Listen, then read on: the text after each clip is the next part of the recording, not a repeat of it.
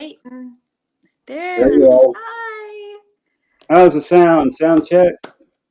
Sound is loud. I'm loud. Doozy. Am I loud? Yes, I can hear you. It's so lovely. Oh, that's good. It's good. It's good. Normally I Hey, can't hear you. we got it going on. We got it going on. So yeah, I have been live for a while. It's been a while. My face is still not better, and it's been. Did we say 18 months? 18 months. It's been 18 months. I recently went to the hospital. Doctor. I can't say it was at the hospital, but Well, doctor at the hospital, at the surgery center where I got the surgery, I think. Um, when I took a couple needles about this long, I stuck them under. If you put your finger behind your teeth and go all the way down, that's where they stuck those needles. They uh, shot some stuff in there to try to help my nerves, and then they shot a bunch of stuff in my muscles. Botox. Yeah, I didn't want to say what it was. I don't want to get in trouble with YouTube. Oh, Did shoot. last time, remember? Shoot. Okay. But Doc, Irish but it's Madness, good to see you. Good to see you, Doozy. 911, Pat Gaines, Deborah Thompson. Yeah, it was. But I felt really good that day, and the day or two after. But I think it's worn off. Uh, so basically, that's why I haven't been live, is because I just can't talk that long. I hope I can make it through this. I'm going to give it my best. Um, yeah. So last night, Mrs. Mab and I were watching Trev Time. And if you don't know who Trev Time is, he's a YouTuber. He got an interview with Chris Proudfoot's ex-wife Nina. I know you guys have probably already seen a lot of that, but we're going to listen to it anyway. I'll probably speed it up a little and do a little commentary on that. Because we were pretty upset when we saw that. It's good to see you, Adacor. The next game. What's the next game? Yeah, poor Nina. yeah, that was incredible. I mean, I can't even imagine for the last 7 years being on that high alert trauma, anxiety, like wondering if your baby girl is going to get taken away. I mean, and then to friggin' exploit that, and I'm getting ahead of myself, but I mean, just that guy, that Mr. Chris is throw just any psychobabble word at him, and that is him. It was very upsetting. 9/11, 911, 911 operator. Sorry, just it was super upsetting. Yeah, um, terrible. And it's like he didn't even want that baby in the first place. So why is he going after her with such a vengeance for that little girl? Like it makes no sense. It's like Narcissist asshole, I think. he's just purposely trying to ruin her life. Yeah, it Matt did. really gave me an insight into the whole Proudfoot family, in my opinion. Yeah, Alleged. Everything on here is allegedly. It's all supposition. it's all our opinions also. Yeah. So let's start looking at it. I'll speed it up a little bit so we can get through it a little more quickly. Present, share screen. I want to say hi to the Hatter's Madness Yeah, I love it. and Pac-Man 73. Welcome. Thanks for coming, you guys. We appreciate it. Oh, it's kind of funny is we bought a green screen like a month ago. And I thought it was like an electronic type of a thing that you put up and that's your green screen.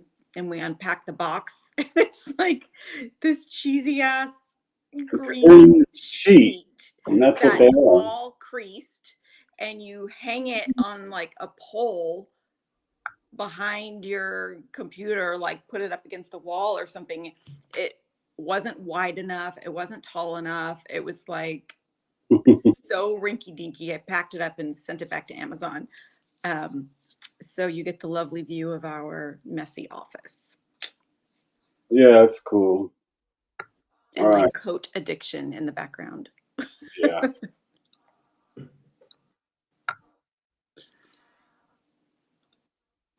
Hey, Steph. Hey, Tink. Welcome. Mexico, and I have 3 amazing children. I met Christopher back when I was 35 years old. I met him on a dating website. Don't know what I was doing there, I guess. I wish I could take it back. I started talking to him. He was stationed out in San Diego, and we started talking back and forth. Wanted to get to know him a little bit more. I thought he was a great person in the beginning. But everybody is always perfect. They're always great in the beginning, right?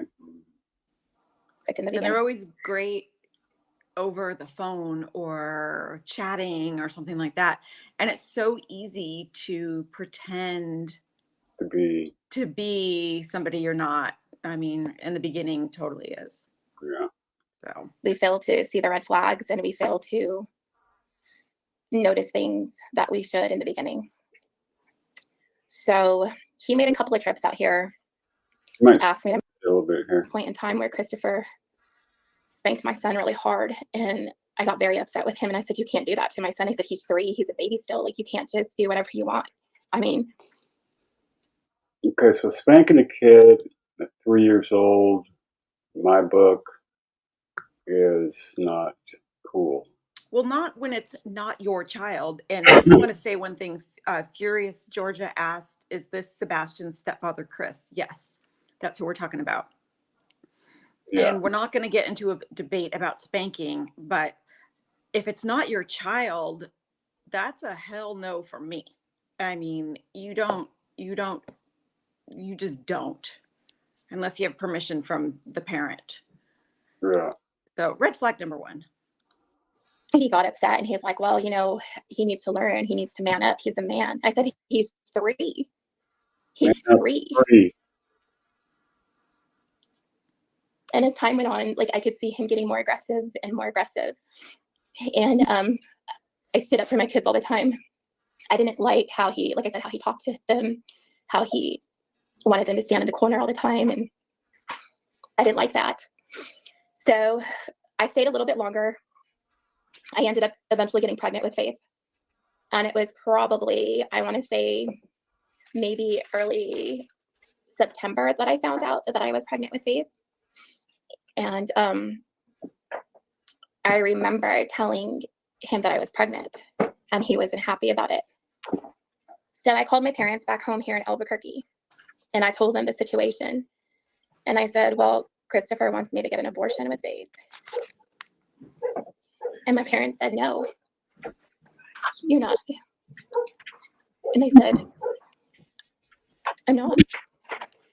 So I know he was very upset about me keeping Faith at that point in time. So I came home. My grandma had gotten very sick, and I decided to come home. And after that, I just kind of stayed here in New Mexico, because at that time we weren't getting along, and we were just like newlyweds, and that should have never happened. But I saw things, like I said, that were just, it wasn't right about him. So I moved home, and I did my whole pregnancy by myself. And so I finally, my friends back there in California, my neighbors right across the street were actually calling me. I had one good friend, which is still a really good friend of mine to this day. She called me and said, Nina, Christopher's getting rid of your furniture and getting rid of your stuff. And I was like, what? What the hell? And I was like, what do you mean? He's like, yeah, like he's giving away like your little, your home decor stuff. Like he's giving away beds. And I was like, no way. So this was about Easter time. So I had went out there. I made a special trip. I asked my mom to go with me, and Isabella and Noah, they went with me, and I was still pregnant with Faith at the time. So we made it. I didn't tell him that we were going out there. So I kind of, wanted to see myself, because the neighbor also informed me that there was people at the house that shouldn't have been there. So I guess I kind of wanted to sneak up on him and see what he was doing, right? And we pulled up into the driveway, into the driveway, and he was coming out the front door with a bed that he was giving to the neighbor, which was my son's bed. And the look on his face was like a deer in headlights. And he dropped the bed right there in the front yard, went back in the front door, slammed the door, and locked it on my kids. And my mom told me at that point, she said, I can't believe he's doing this. Like, what is he doing? So I go in and I unlock the door and I said, what are you doing? I said, are you giving away my stuff? And he had nothing to say. So he brought the bed back in, because I knew that's what he was doing. And, the neighbor across the street, like I said, told me. So we stayed there. It was super uncomfortable. My mom felt the tension between the both of us. My children felt it as well. And at the time, Faith started moving. Like, I could start, I felt her moving around in my stomach. And I told Christopher, I said, look, I said, put your hand on my stomach. I said, can you feel her move? He said, no. When you're pregnant, you always think that your spouse is going to be super supportive and be super excited that you're pregnant and bringing a life into this world for him, right? But I didn't get that. I didn't get that support that I needed. So we had a conversation my mom brought up between Christopher, myself, and her. And she had said, do you not want Faith? Like, do you not want this baby? And Christopher stated to my mom, he wasn't happy. And he said, what if one of them dies? What if Faith dies or Nina dies on the table, or when she's having this baby? Like, my mom said, don't talk like that. Like, why are you talking like that? They're still here. So we left again after a couple days. We came home to Albuquerque, and still I tried working it out where we were at, but it just wasn't working. I wanted out. And I had Faith on my own. Yeah, that's pretty tough. Having a baby on your own, dad skips out. Well, and not only that, like, he clearly stated in the beginning that he wasn't interested in this child. And that's why I still can't get over, then why does he want custody? Why does he want visitation? Why is he? Because he's a control freak. I understand that, but it's so scary, because if he doesn't really love this child and she's spending time with him and his crazy family, then what's like, oof. Yeah, spite, the Hatter says. Yeah. But to do that to a child, I mean, he might be trying to make Nina miserable, but he's not realizing that the child is really the one that's suffering more. Yeah. I mean, Nina's clearly suffering, but. Christopher called the hospital. I told him on June 1st that I got admitted into the hospital. And Faith arrived at June 2nd, about 3 or 4 in the morning. And he kept calling the hospital and saying that my wife is in labor, she's there. But Christopher was just so rude and hateful, and he wasn't even there. So then he arrived a couple days later after I had Faith, and he was, right there. The doctors and the nurses there were on high alert due to the fact that they heard Christopher over the phone on how he was being disrespectful to the nurses that were on call that night, as I was waiting to have her. And I asked that they not give him any more information. So he arrived. I had Faith. He arrived a couple days later, like I said. And you could just tell the look on his face, he wasn't happy at all. Didn't say, hey, you did a good job. Didn't say, I'm so happy that you brought my daughter into this world, nothing. And I remember my sister was holding Faith, and she had to ask Chris, do you want to hold her? He said, I guess. So she handed her over to Chris. And he stayed there with me for a couple more days because I had a C-section. And on one of the occasions, I can't really recall what was happening, but he was raising his voice and he was talking to me very disrespectful in front of one of the nurses. And she had told him, look, she just brought life into this world. She just got major surgery and you're yelling at her. And I have a problem with that. She said, if you continue to do this, I'm going to have to tell social services to come down here. And I'm also going to have to ask you to leave the hospital and not return. So at that point in time, he kind of calmed down after he heard that. But unfortunately, that didn't last very long. He continued to do that. So social services at the hospital was told to come down. And he was pretty much, she said, you can't do that here. And she was really concerned for my well-being at the time and also Faith's. Because, here is Christopher, dictating and telling me what I can and can't do and telling the nurses to do their job correctly and all these other things and raising his voice at me. And, so they had to step in. It's crazy, huh? Well, and then I just had a thought, like, Nina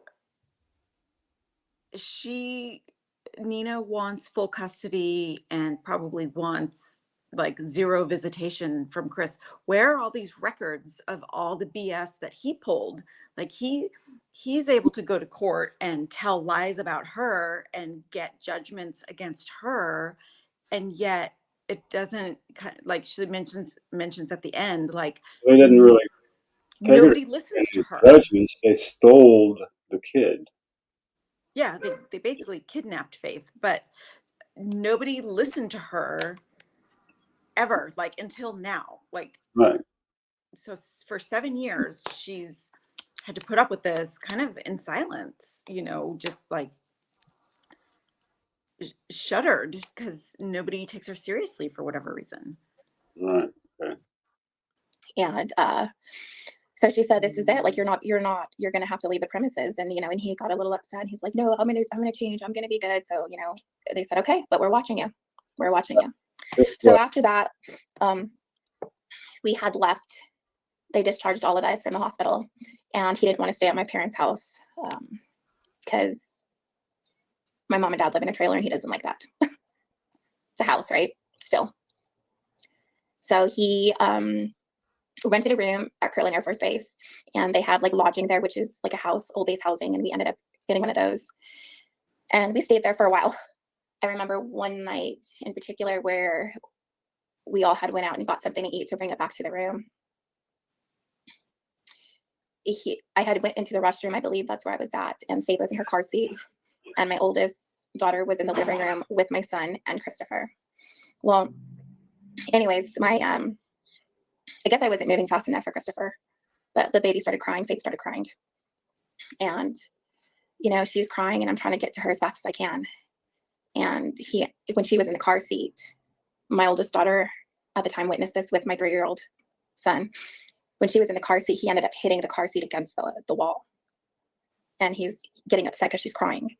And then when she was in her car seat, there was a coffee table right there. And he ended up tossing her on the coffee table with the car seat. Because he was... What dipshit dad thinks that he wants a kid and he can't even handle a kid crying? What would happen if he would have gotten full custody of the kid right then? Oh my God. That would have been a nightmare. So it makes you think. So now he's older now. So he's 7 years older, probably not nicer, not wiser, not calmer. And he's living with a teenager on the autism spectrum. That you can't behave like that around children on the spectrum. They're very, very sensitive. Right. My daughter's an ABA. She works with autistic children every single day. And she tells me the stories and all that stuff. And they just do not respond to typical corporal type of punishment.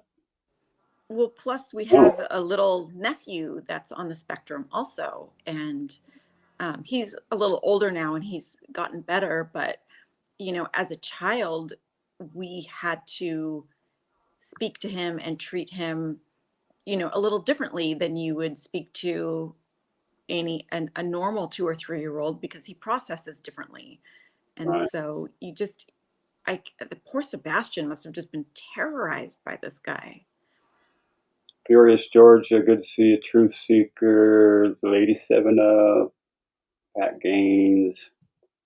All right, let's jump back into this. See if we can get.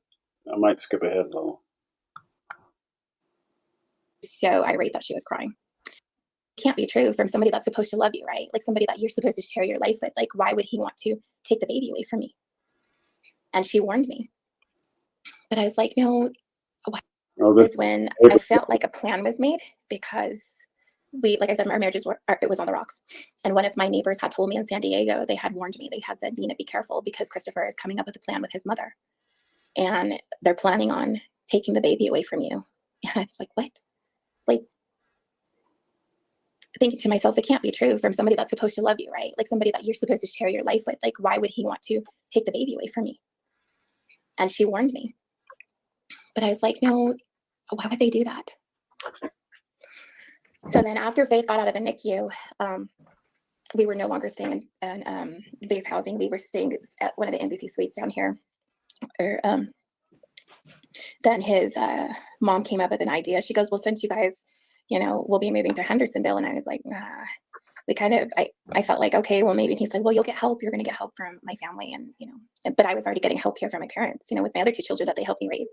So that I went along with it. Like I said earlier, even though I knew it was wrong to go, I still went hoping that my marriage would work out. So she ended up taking Faith, although I was against it. Kathy Bowersox and her brother Duran ended up taking Faith. And my mom and dad were like, my mom started crying. She goes, why are you letting them take the baby? And I said, because Christopher said that it's going to be too hard for her to travel, to travel. And I'm sorry. They went back. So Kathy and Big D went back to Tennessee. So 2 weeks later, about 3 weeks, maybe 3 weeks later, Kathy ended up coming back by herself. I do apologize. She came back by herself to pick up Faith. She was here in Albuquerque for one night. And I was, even though I was against it, I let her go with Kathy, because Christopher said it was going to be too hard to travel with her being a new baby. So he came out from San Diego, yes. Rented a U-Haul, packed all our stuff, and we pretty much left. And that's how I ended up in Hendersonville, Tennessee. Okay, so that's the program, right? You isolate. So this is the isolation portion of the control, is to get her to Hendersonville, where he has all of his family, and to isolate her away from her family. That's my opinion. Yep. It was all planned out when you hear what happens. Premeditated kidnapping. That's The when dog is barking. my whole life changed. That's when It's the guy with the package. my nightmare happened. We lived with his mother and his stepfather, Terry, for about a good month, because our apartment wasn't going to be ready until the end of August, about the end of August. So it was really uncomfortable living there. Terry and Kathy would always bicker at each other, and she'd be bickering with Christopher, and, my kids were a problem, an issue. It was always something. I felt really uncomfortable, and I wanted to come home. I just wanted to come home to everything that I knew. Sorry about that, guys. The dog just attacked the package guy. Crazy damn dog. No, it was just Amazon guy, but he was like afraid to walk down our driveway. But even though I was a grown woman, I needed that. So we all had to get along, tried to for the most part, but it was just an awkward situation. I always felt like we were the outcast. Never felt accepted by the Proudfoots or the Bowersox. On one occasion, Christopher was cutting my oldest daughter's nails, and she didn't want her nails cut. And Christopher, grabbed a hold of her hand, and she pulled her hand away. And my daughter at the time had braces. He backhand Isabel in the face and busted her whole lip open. Backhand a little girl in the face, pulling her hand away. Is that what it is? At that point, I mean, I get that they're married and she has a baby, and 2020 hindsight is perfect. But I feel like that's your cue to bail with your kids. Yeah, that's totally your cue. Um, We have to but understand the process of right, it's not that kind of easy. like, it's kind of like grooming, this control freak mentality. Yeah, it is, and it's so sad. Control, isolate the person you're trying to manipulate. Is there anything in that package for the MAB? Unless you want double-sided tape. Oh, shit. Oh, well.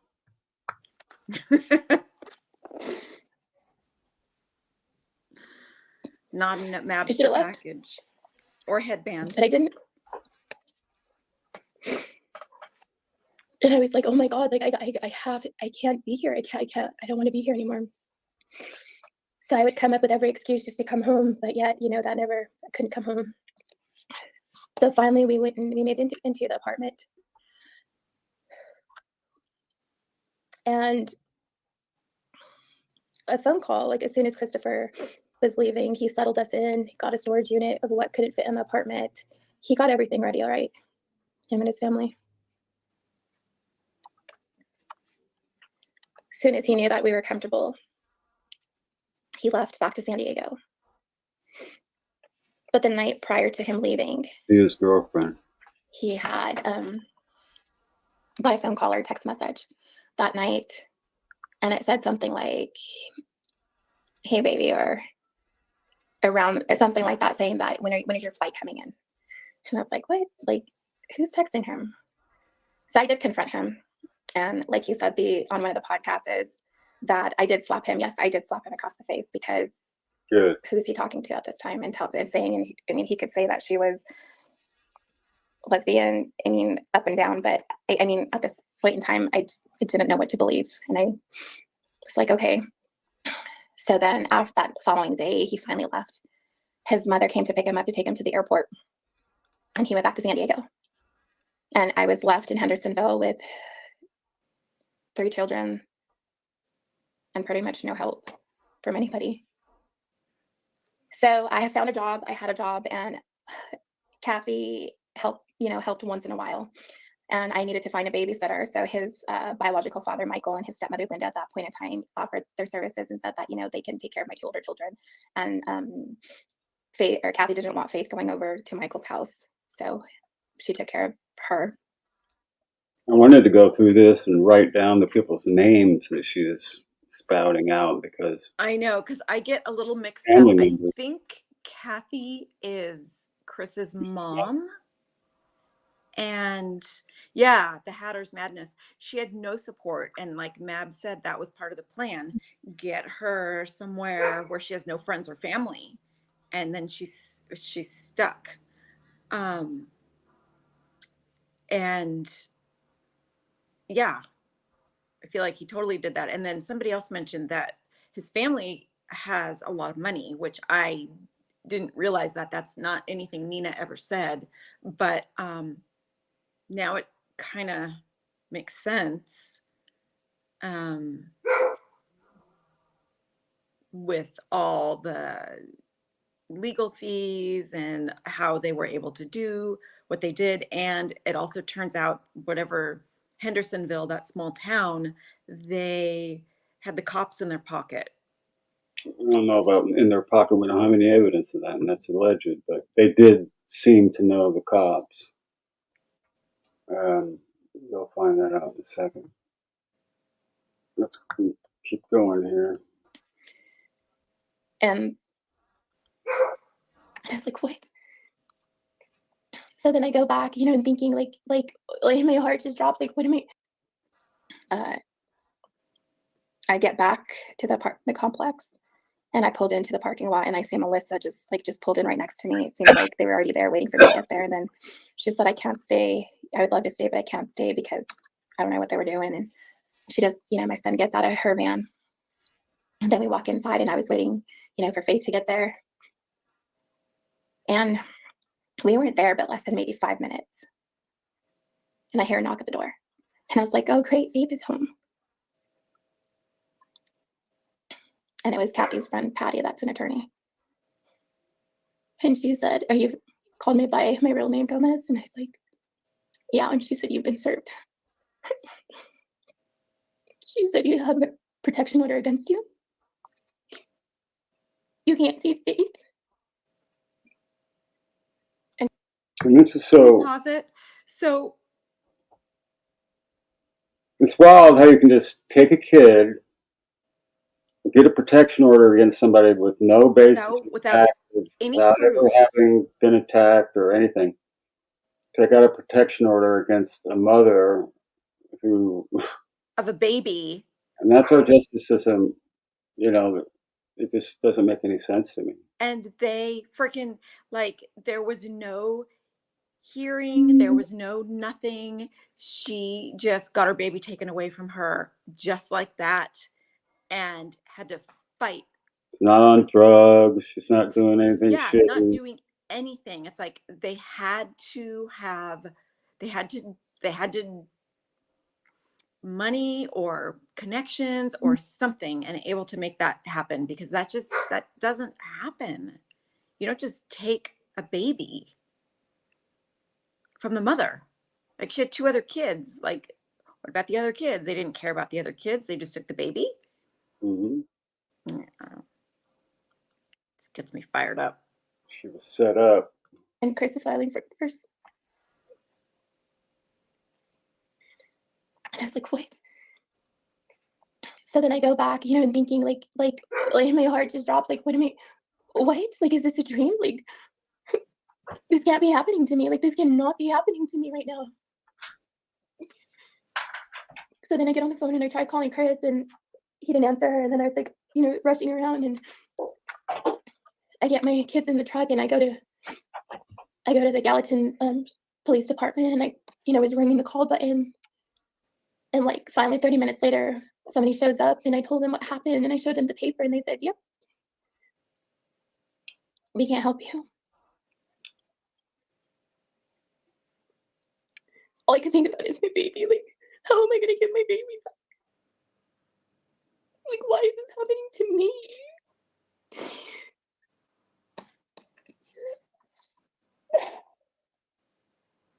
And to think this happened 7 years ago and she's still having this response to it is so heartbreaking. So me and my kids walked out to the truck, and we got back in it. And I was like, oh my God, what do I do? This is a nightmare. What am I going to do? And Chris was inside of the house with the baby. I saw his shadow. And they lied for him, and they said that he was in California, and he really wasn't. So what blows me away is how this whole family conspired together to steal a baby, put a restraining order out against her, hoping that she couldn't get a lawyer, that she couldn't fight back, and that she couldn't do anything about it. Hey, Opie. How you doing, sweetie? Hey, Kathy. The DNA's done. I like it. But yeah, I mean, it's just bizarre. I'm so glad that this came out. I want to hear from wife number 3, 2, and 1. I know. That's what we were thinking. Like, where are like these other women he was married to? What was their experience with them? I mean, it goes. Couldn't have been good. Because now, he's fighting for custody again. And I feel like. Never stopped. I hope these women come out of the woodwork and say something and I also hope some really good attorney happens to come by these videos and offers to take her case and fight for her. Well, I hope that happens. At least she got this one attorney, Mr. Edwards, I think his name was. Yeah, she Go back to the does. apartment, and I'm trying to gather all my thoughts together. I'm trying to keep as calm as I can for my other two children, but all I could do was just cry and just think, like, what is my next move? What am I going to do now? So every single day, I worked at a local Great Clips out there. And I went in from the time it opened to the time it closed. So at the time, you know, I explained the situation to Mr. Edwards, and I was crying. And I said, Mr. Edwards, I said, I just want my baby back. And then I remember I still had my wedding ring on at that point in time. And I slipped off my wedding ring and I sat it on his desk. And he looks at me and I said, please, sir, I'm not doing anything just for my baby back. He said, you're all I have. Please help me. I remember he took out his little magnifying glass and he looked at it and he put his head down. And he goes, God. He goes, you know, I work for money. I said, and I know, sir. I said, and I promise I will pay you every time that I can. Hi, Maddie. Just help me bring my baby home. And he said, you got yourself a lawyer. Hello, sweetie.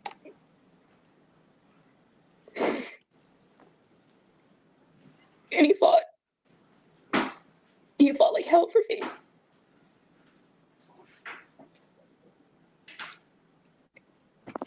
We went to, everything happened in Gallatin Courthouse. My parents were there. We went to the first trial. And I remember walking in the courthouse and my stomach was turning. I hadn't seen my baby.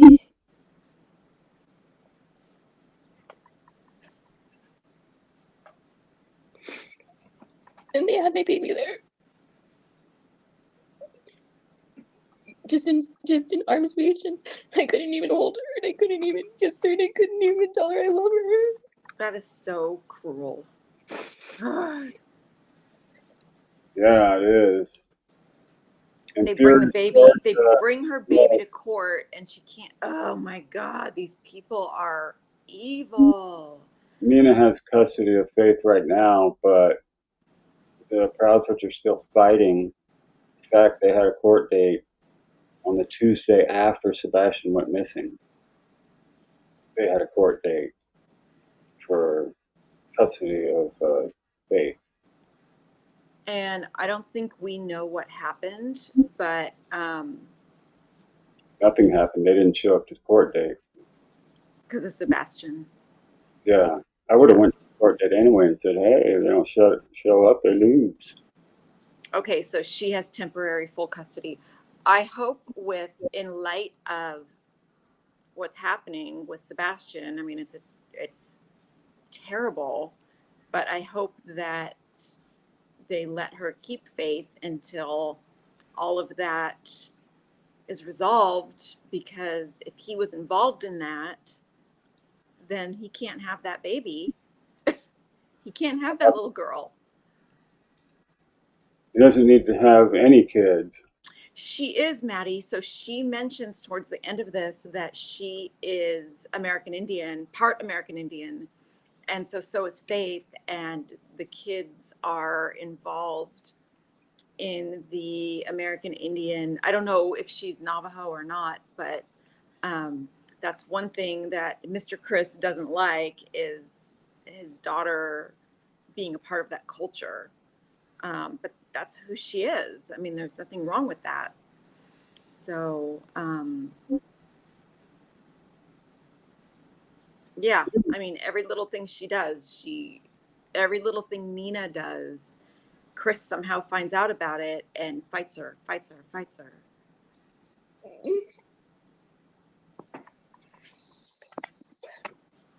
So we went to trial. I don't know what you want to call it, a trial, a hearing. I think I was just so oblivious to everything at that point because I was so heartbroken that my baby was gone. And we go into the courtroom, and all I had was my dad in there. and their side, all the benches filled up with his family being loud and laughing. And it was just my daddy and me, Mr. Edward.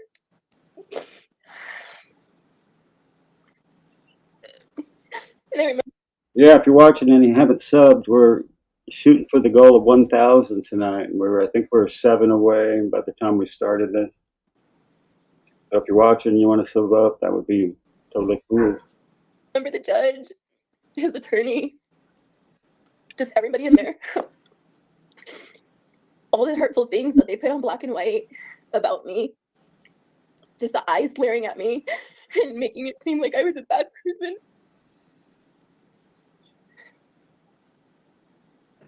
And I sat there. And he asked me a couple of questions and I answered. One of them was, why did you move out here, Miss Proudfoot? I said, Your Honor, to try to make my marriage work. So in which it didn't. I said I made a mistake by coming out here. 4 more to go. I made a Thanks, mistake Tink. Thank by everybody. trusting somebody.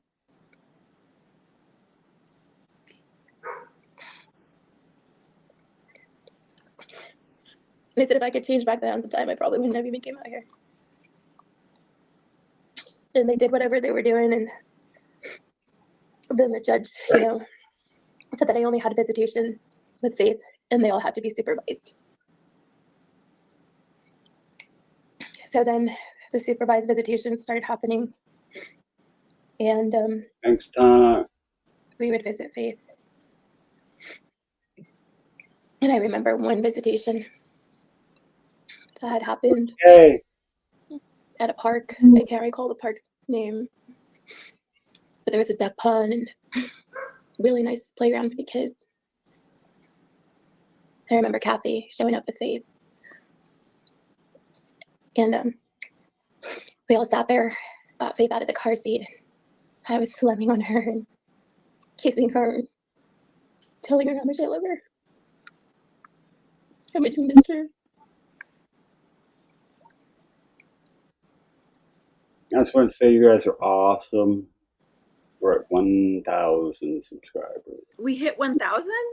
Yeah. Yay. Thanks, you guys. Thanks, Annie M, for subbing up. That's awesome. Hey, Pat. Hey, Jetlag. Hey, KI Blanks. Donna. Kathy Blanks. Kathy Blanks. Sorry, Kathy. Carolina Girl. Little Trucker. H. Davis. Good to see you. Thank you for coming in. Rhonda. Deborah. I know I'm missing somebody here. Maddie. We're at 1,000 subs, Donna. Jetlag. Norma. Pac-Man. Rhonda. Malejo. Thanks, you guys. Appreciate it. Yeah, we love you guys. Totally. So we can get through this. And I handed her to her big sister. I got that we were going to bring Faith home.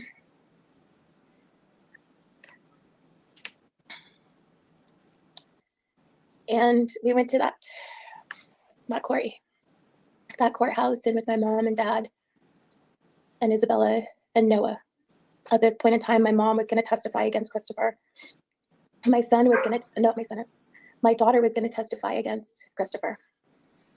And they had said, his lawyer at the time had said, don't let her daughter testify. And so we went without it, nobody testifying that day. Christopher had ended up getting, he was talking at the time. Judge was asking him all kinds of questions. And he made me look like a monster. He made me look like I was the problem. You always do. He made me feel awful about myself and saying all these things in front of these people that weren't even true. It wasn't even true. And then it came to my attorney talking. And at that point in time, I was just like, gosh, like, oh God, please let a miracle, just like, let this just be over with. When people tell lies and when they say hurtful things about you, you just feel so disgusting about yourself. And that's the way I felt. And I remember we needed to break and come back. And Mr. Edwards at that point in time went into the chambers with the judge. And I don't know what was being said, being done back there, but he was in there for a while. And he ended up coming back out. Court was back in session. Everything was, we were going back and forth again. And at some point in time, the judge just had enough. The judge was done hearing everything that had happened. And Christopher, was. I just wanted to say to Rhonda, this is wife number 4. Katie is wife number 5, right? Right. Speaking, and the judge just said, that's enough. Like, I don't want to even hear what you have to say anymore. He's like, you premeditated this. This was premeditated. You knew exactly what you and your family were doing. You brought this woman out here with her children, and you guys knew exactly what you were doing. And he said, 8:30, Gallatin's Sheriff's Department, that's where the exchange is going to happen. My heart just dropped, like, and my attorney looks at me and he said, you just won. You won. And I wanted to scream. I wanted to hit my knees, and all I could think about is, I couldn't wait to wrap my arms around my baby again. And the judge, everybody was hysterical on his side, of course, and my daughter and my mom were waiting out there. And I remember his uncle going out there, and he swung open the door, and he was so angry. And my daughter overheard him say, she won. She won. And I remember my dad was still sitting behind me, and and he had tears in his eyes, and he's like, let's go. And my attorney followed me outside, and we went out, and there was just so much chaos coming from the Proudfoots. And we went outside very humbly, and he took us in back of the courthouse the other way. And right there and then I hit my knees. I finally could be relieved. A big, oh my God, we did this. And he said, 8:30, go pick her up. I said, thank you, Mr. Edwards. I said, I owe you my life to get you helped me get my baby back. Yeah. Thank you, Rose. So then we went back to our truck, and we went back to the apartment. We packed what we could, and we pretty much left everything else behind in the storage unit. At that time, I didn't need anything because I had everything I've ever wanted. So I remember my dad saying, come on, we gotta go. So we went to the sheriff's department, and what was that? What? I thought you sneezed. No. Oh, I just want to say hi to Rose and thank you for coming over here with your peeps. Kisses. That's sweet, Rose. That is very sweet. I know in my soul he's involved with Sebastian. Yeah. Oh, doggo over here. Lucas, come on, man. His family allegedly could possibly be involved with something. Because at first I was kind of 50-50, but after listening to this woman, man. Lucas, lay down. You can let him in here if you want. Yeah, you can. Hey, lay down. Crazy 80-pound dog that's trying to climb on my lap. Oy. He's a menace. Here's tail. Showed up, and I remember I told my dad, I said, wait here. I said, stay at that Wendy's. So my dad stayed at that Wendy's waiting for me, and he said, okay, he's like, you call me when you're on your way so I can follow you out, okay? And I said, okay, Dad. we got to the sheriff's department. Christopher and his Michael, Linda, Kathy, Big D, Melissa, his whole entire family was there. So then the exchange was happening,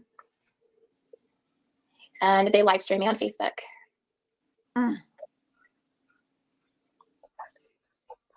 They said I can't believe the judge awarded her custody.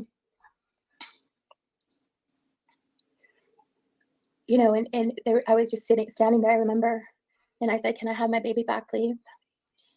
And I remember his mother had her phone in her hand, or his mother, yes, and she had a brown paper sack full of diapers and a dirty bottle. And she threw it at me, and she said, "I think you're gonna need this," laughing. And I said, "Thank you." And my 2 younger children were sitting in the back. And then I said, "Okay, can I have Faith back now?" So I forget if it was Kathy or Chris, but they tossed her at me, and I caught her. Oh my God. And I said, Can "Thank you." you freaking believe that? So then I get her in her car seat, trying to buckle her up and telling my kids, I said, "You need to buckle up." I said, "Okay, we're going to leave." I remember at the time, my front door had opened at that time, and Christopher got inside of my driver's seat of my truck. And everybody was still filming, live streaming me on Facebook. And Melissa Proudfoot had said, "Why don't you put it in reverse?" I'm not sure how many kids this guy has. How many kids with wife number 1, 2, or 3? I don't know. I don't know. And he doesn't, and Sebastian's not his, but are there any other kids at Katie's? Is Sebastian the only kid there? Do we know? So, I'm pretty sure. Oh my God. Reverse and drive over her. And I told my kids, I said, "Get out. I'm trying to get Faith out again." And I told my kids, and I remember he put the truck in reverse. And I told my kids, I said, "Get out." I said, "Jump, get out." And I remember them getting out as fast as they could. And we're running into the sheriff's department, and I had Faith, and I'm running, and I'm yelling. This guy's a freaking psychopath. So he loses the judgment. He jumps in her truck in the driver's seat And while tries she's to take trying to off. the baby in. And And one of his family members says, "Why don't you just back up and run her over?" and of course that's not live streamed, I'm sure. I mean, Right. they make her out to be crazy, but oh my God. And to think, I mean, this kind of thing, this is not unique. I mean, this happens all the time. Yeah. Hi, Rose.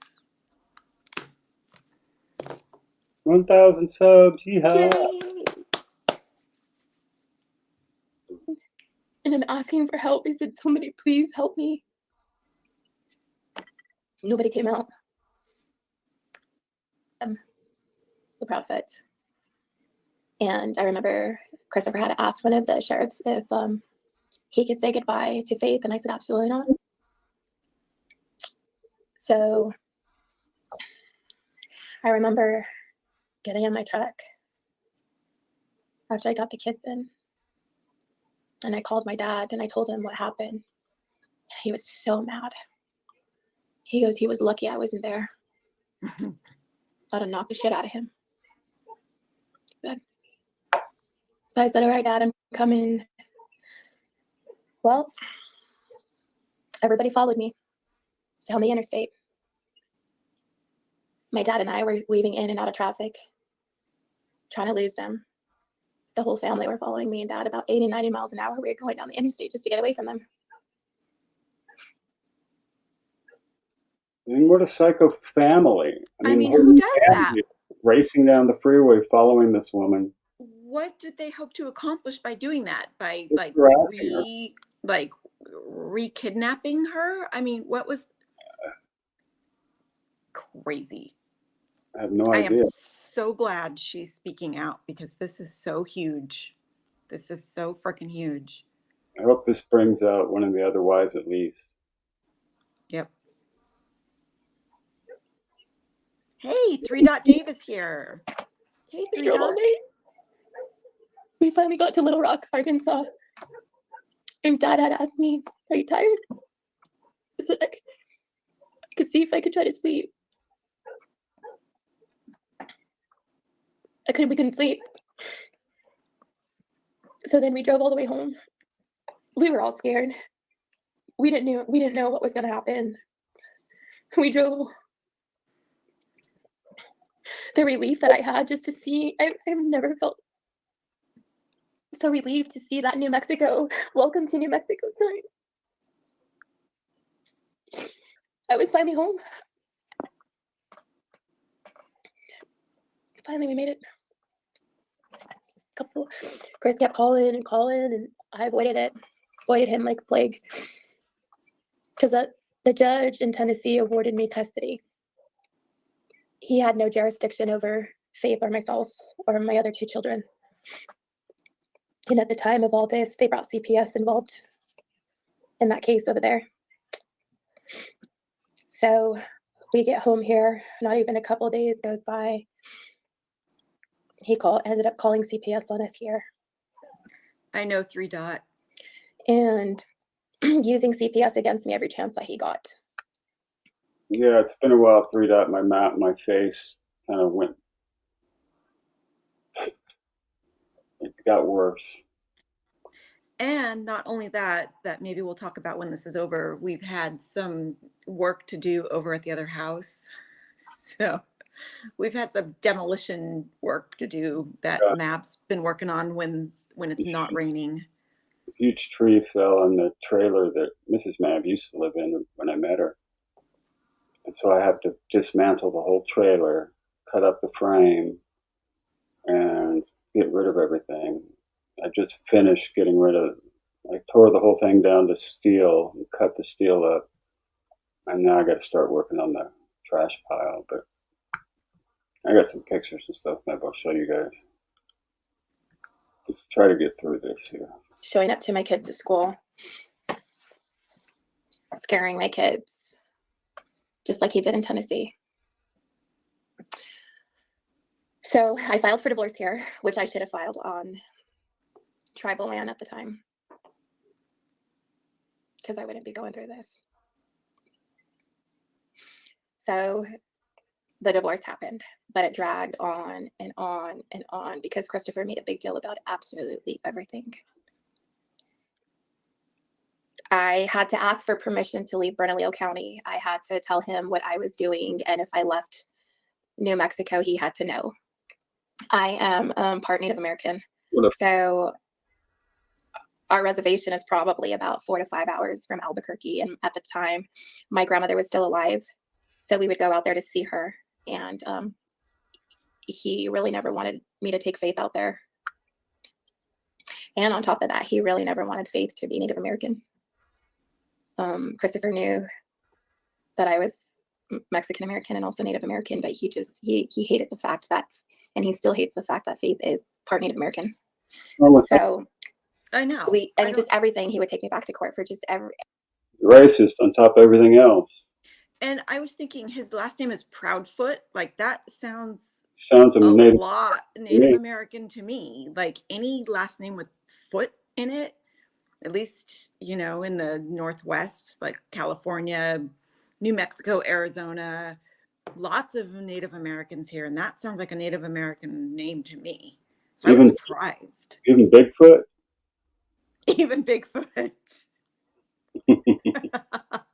Yeah, he's Native American too. Or she.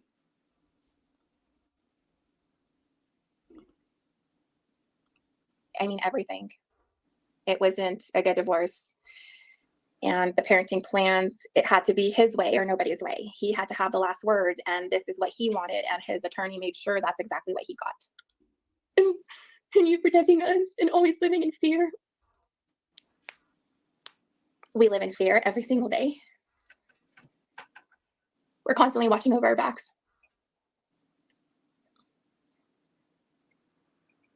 My kids don't even know what a normal childhood should feel like, because they were exposed to all this at a very young age. The awful things that other people could do.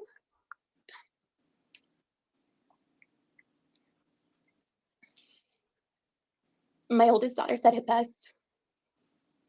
She said, "Mom, I feel like I was robbed of my childhood because of Chris. Because of everything that he's done. I've had to grow up so quick to protect my siblings. And you protecting us and always living in fear. Being called to the office and wondering if Child Protective Services was there." Hello, Michelle. She's 15 now and still hates to go to the office because of everything that he's done and his family has done.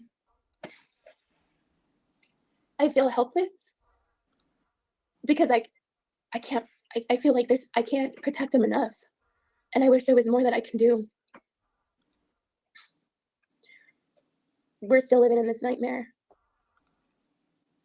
We're still going to court. He still complains about everything when it's not his way. In the beginning, there was CPS called. He used Child Protective Services on me because of the divorce, to get my children taken away from me. He has a friend that works at Albuquerque Police Department as well. I don't know if he still keeps in contact with him. I believe so. He was told to do a welfare check on us one night, but he didn't take the call, probably because he knew both of us.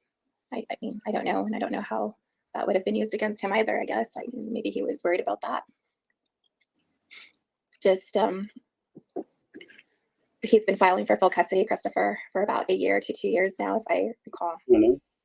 A lot of this stuff is just, it doesn't make sense to me.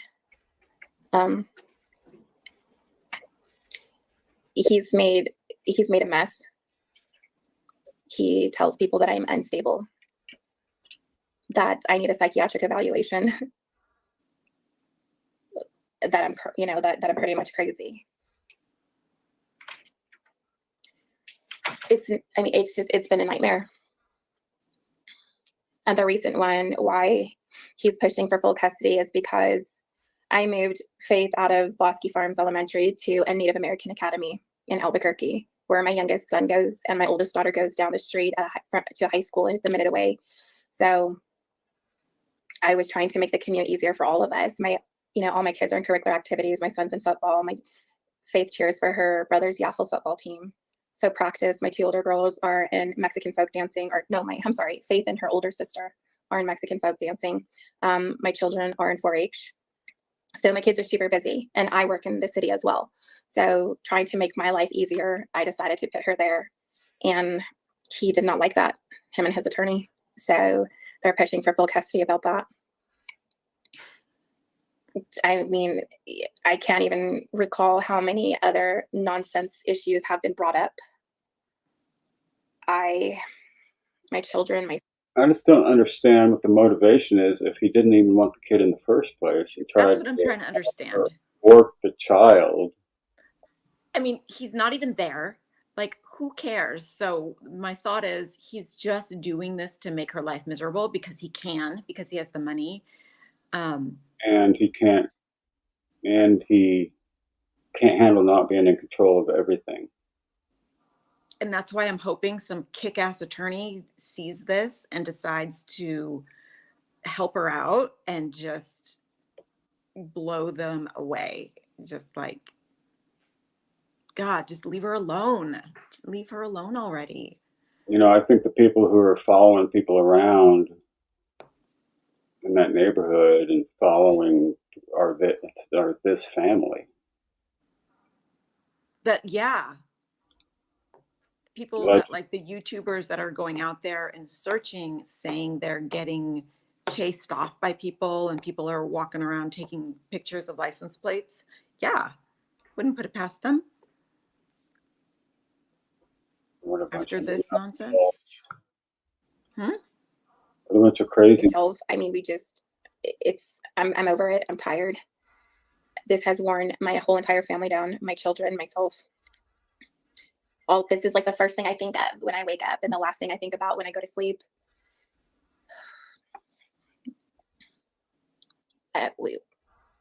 There's no words to explain this feeling. I mean, and on top of that, we were supposed to go to trial March 5th, I believe it was. March 5th. And the first one, March 5th. I went to court January 2nd of 2024. Continuing cases, I had to pay for his attorney fees because I pulled Faith out of Bosque Farms. Although I contacted him through email, he never replied to me. I contacted my lawyer at the time, it never replied to me. So what was I supposed to do? I mean, I had to do what was in best interest for Faith and everybody else. So I ended up paying the legal fee for Christopher because his lawyer complained about that. So then we went to trial. We got a date for trial. Boy, I was furious when I left my lawyer's office. I feel like I hire all these lawyers that never took the bat for Faith and listened to anything that I have ever said. I've always told people in the past, the people that were working for Faith and myself, the kind of person that Christopher really was. Nobody listened. I mean, he's hurt my children. He's hurt my son. He's backhanded my son as well and busted his nose open when he was 3 in the car seat in San Diego. He's did that to my daughter. He's hurt Faith in the car seat, like I said. It's fallen on dead ears. It's coming up on 7 years. Nobody listens to me. Nobody knows the pain that I've went through. Nobody knows that I live in fear. Isn't it a shame that it took Sebastian to go missing for anybody to even believe her?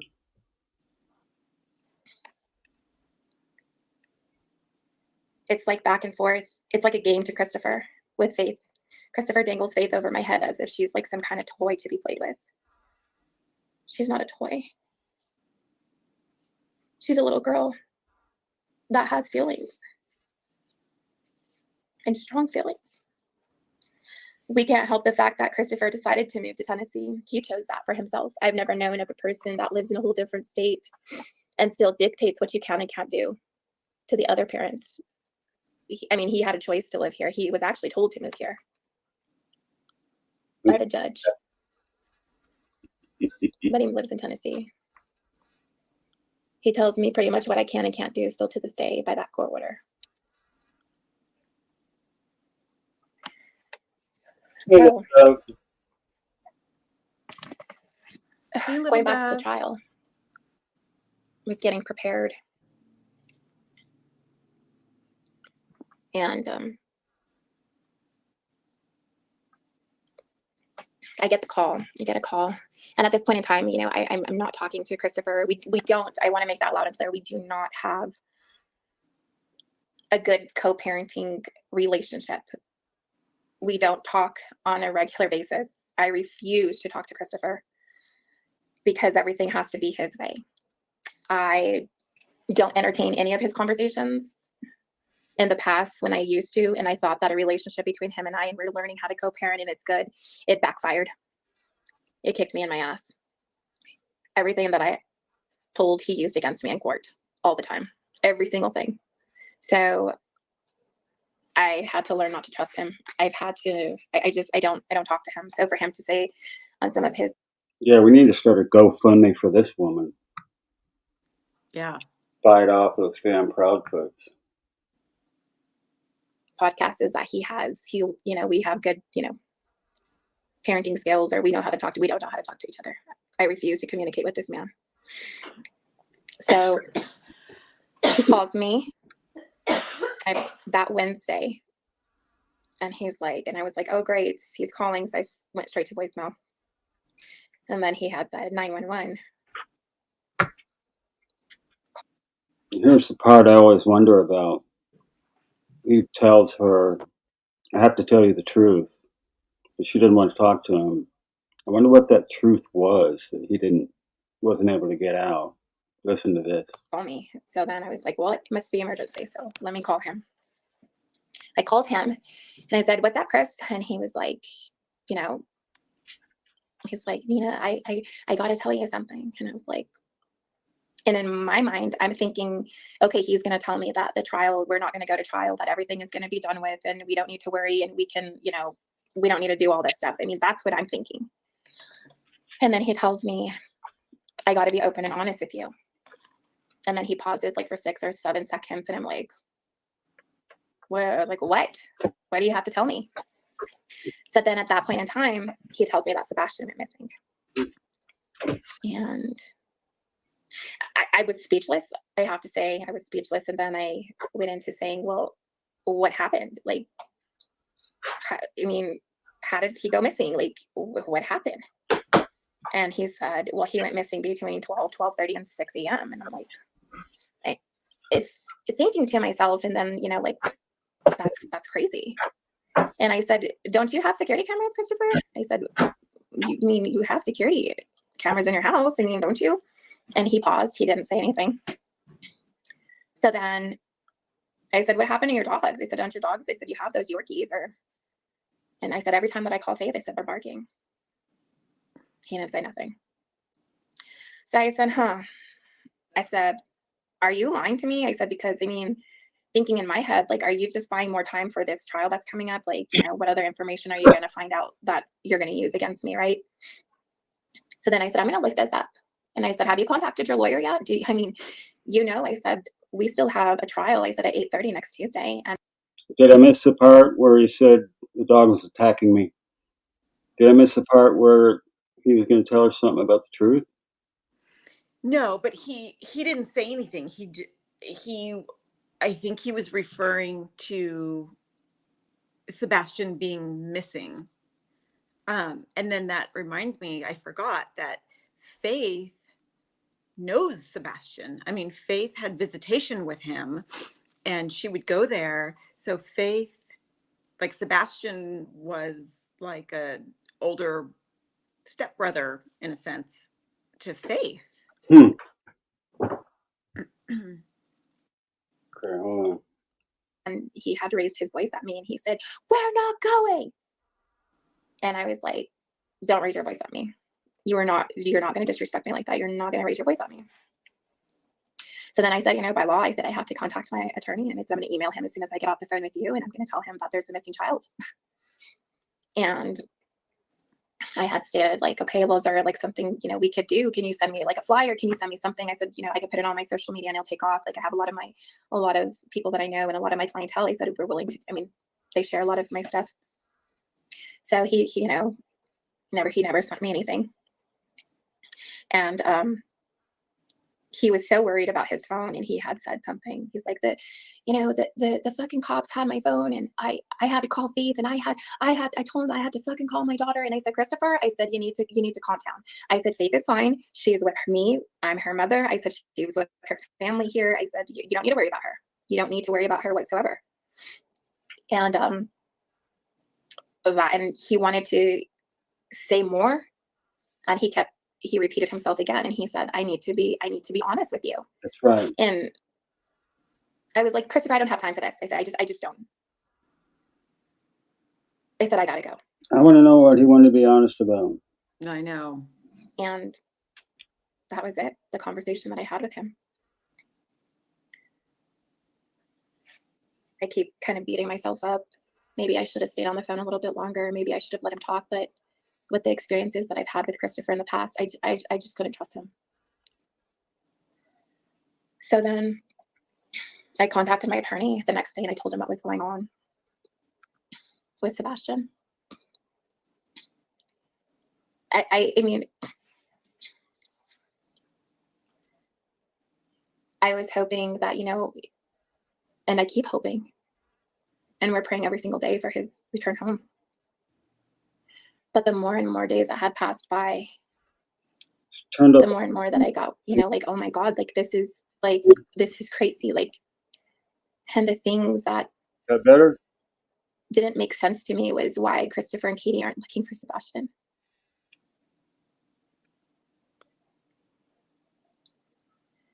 I don't know, but I know if one of my babies went missing, I'd be out there searching night and day.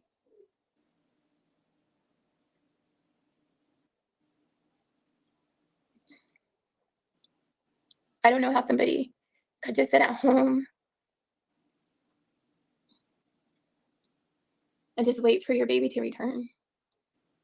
When I'd be out there looking every single second, I'd be out there by horseback. I'd be out there by Just like Seth's doing right now.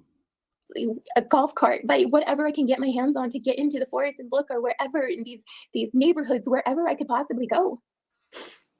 I'd still be wearing the same clothes that my son or daughter went missing in. I'd be running on adrenaline. All I could think about is the time that happened to me when they took Faith from me. I couldn't eat. I couldn't sleep. I couldn't even drink water. I lost so much weight, and I knew where my baby was at.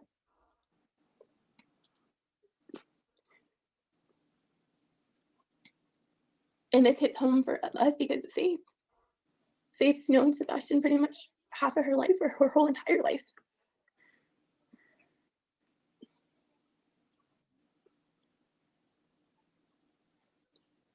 I feel for Seth. I feel for his family, the Rogers family. I'm in shock. I can't believe this has happened. You know, and Faith asks me, and she talks about Sebastian,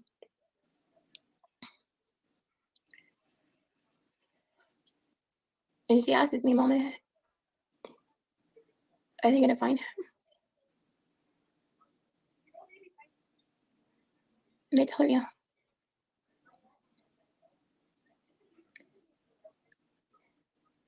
I've talked to Seth on a parent-to-parent level. And we talked about some things that, you know, we shed some tears together, and just the pain in his voice.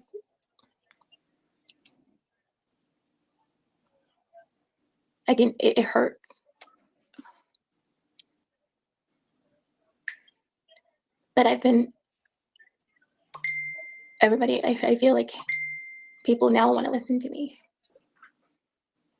People now want to hear my voice when I've been saying the hurtful things that were done. Honey, can you to my pause it? children and to myself. Nobody wanted to listen to. Yeah. Little Trucker says, is there a way you could post a photo of Christopher? Yeah. Okay. I have to go to the next video though. Okay, Little Trucker, there's probably a lot of pictures of him online. I don't think we have one that we can put up, I'll but show it's it in a minute as soon as this is over. okay.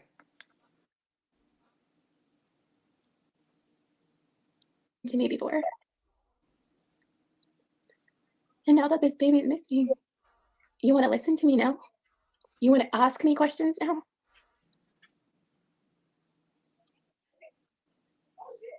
Like I just feel helpless. Like I don't know what to even think anymore. I say all these things that are being said, and the things that people say, and you know, they have every right to say that. They have every right to speculate. Just like I have. I've there's so many things that I've thought about in my head, but I mean, I've thought the things. I've sat back for a month literally and watched everything and followed every possible thing that I can, listened to what people have said, podcasts, like everything. And I needed for my voice and my story to be heard, of my experiences with the Proudfoots and Christopher and Katie. Katie jumped on that bandwagon, or that Christopher and everybody else was on. Just like this past December 27th, Faith was going out to Hendersonville to see her family for the holidays. We drove her to the airport. We were all happy. We all got out. Isabella, Noah, Wayne, myself, got her out of the truck, and we said our goodbyes. We hugged her. We kissed her. there's Katie standing there recording everything like she always does. And I hug my baby tight. I tell her I love her. And we prayed. We asked God to keep Faith safe and bring her home safe to us. So as she went with Katie, I had somebody that Christopher, Katie, and his lawyer hired. His name is Michael Tinker. He served me with paper. And he tapped on my window when I just rolled it down. And he said, "Are you so-and-so Gomez?" I said, "Yes." "Why?" He said, "Because you've been served." Mm. And the first thing I thought of was, they're going to take Faith. I got out of that truck so fast and I ran into the airport. And I was yelling through the airport that she was going to kidnap Faith. Katie and Faith were standing at the Southwest counter. And I told them, I said, "She's going to kidnap my baby." I grabbed Faith on the left side of her hand and I ran with her through the airport. And all I could think about is, I got to get back to the truck. And here comes Wayne, Noah, and Isabel running through the airport just to come and see what was happening. And oh my God, my mom, like first thing she thought of was like, and Wayne thought was like, oh my God, Nina's gonna just lay her out. I ran by, and Katie was coming right up behind me, and the guy, Michael Tinker, he stood there trying to flag me down and still trying to serve me with paperwork. In that moment, I'm just thinking about, they're gonna take my baby and I'm never gonna see her again. So I got to the truck. I called APD. During the holiday season, APD is at the airport. So they came within like 5 minutes. This is Officer so Cordova sad. had showed up and was talking about. What's that? I said, this, what they did to her right here is just shows you the level of manipulation, and Yeah. it makes me so mad that I'm just going to walk away for a minute. So they basically, I think they tried to freak her out and get her on audio being freaked out so they could drum up some more BS and try to take the kid again. Don't you're in 3 dot. Everybody else can hear. Man, this family is psycho. Asking questions like what was happening, and asked if I had a parenting plan on hand. And I'm like, wait, I mean, when I was just supposed to carry my parenting plan? I mean, and he said, is it his time sharing or yours? And I said, it's his. But I said, why am I being served? And still at this point, Michael Tinker was still trying to give me my paperwork and I wouldn't take it. So he got very upset, lifted up the windshield wipers and threw the paperwork right under there. At this point, my kids are crying. I'm crying hysterically. And there's Katie. Right back. Smiling away and recording everything. Oh yeah, I got to. And the officer's like, "Ms. Gomez, you have a court date coming up. And if you don't want the judge to be upset with you, you need to let her go."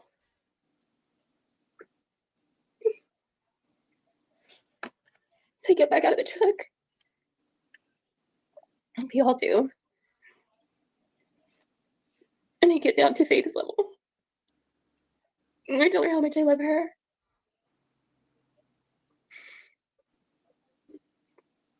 And that mommy's gonna always keep fighting for you. And don't ever for 1 second think that mommy does not love you.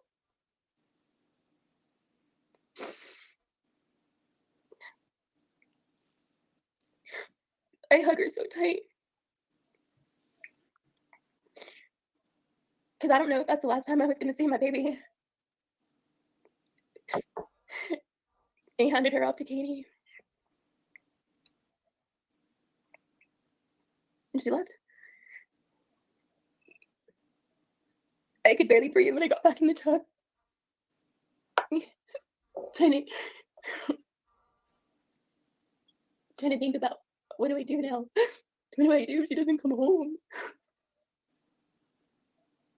How am I gonna get her home?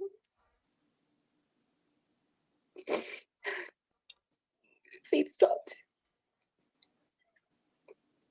And she looked at the truck driving away, and Wayne looked back, and she probably thought, is that the last time I'm gonna see my family?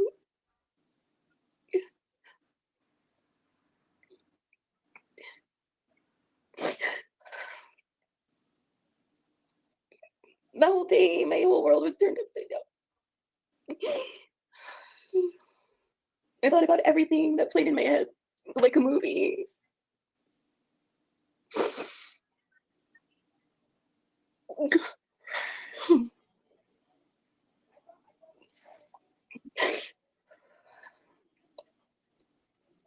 That day was hard. This part really gets to me, you know.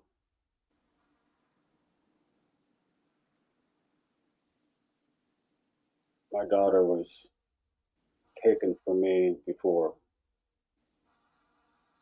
I can't get into that story right now, but I will tell you that story someday soon. But I can't right now. I wouldn't be able to make it. I came home and I crawled up in a ball. I didn't want nobody to bother me because I'm thinking about how am I going to have enough money to get a lawyer or anything like that.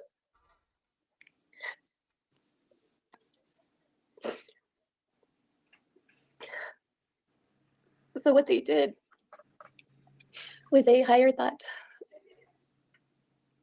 server to come and serve me with a court hearing that I already knew about. Ugh. The one that was going to take place January 2nd. It was So just Christopher's lawyer, they all knew what they were doing. Yep, they were just trying to scare her. It was a setup. They premeditated this again. They wanted me to go crazy. They wanted me to say hurtful things so they can go back to the courthouse and to the judge and say that I was unstable, that I'm mentally, something's wrong. And that's what they did. Christopher and Katie and his attorney asked that I get evaluated by a psychiatric doctor.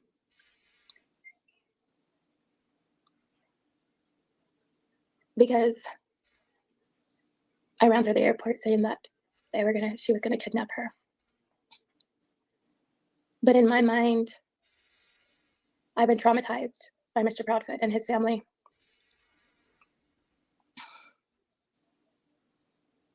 And I brought back trauma.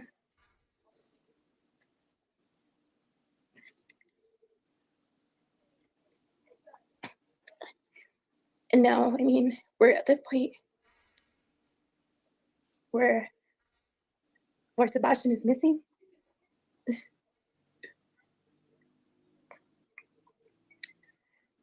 everybody, you know, the judge and, you know, other people are telling me, don't talk about this issue in front of Faith. She's too young, she's traumatized. Christopher doesn't talk about that to her. He doesn't tell her that her stepbrother is missing. Not once has he said anything to her about it. I think Faith needs to be aware of what's happening. She did talk to Sebastian when she had FaceTimed Chris and he was at his house. And now, I mean, we're at this point where Sebastian is missing.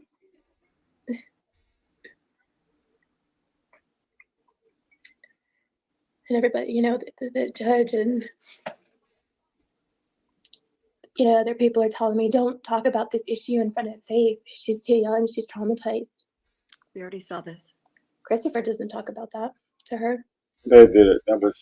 He doesn't tell her that That was their video. stepbrother is missing. Not once has he said anything to her about it. I think Faith needs to be aware of what's happening.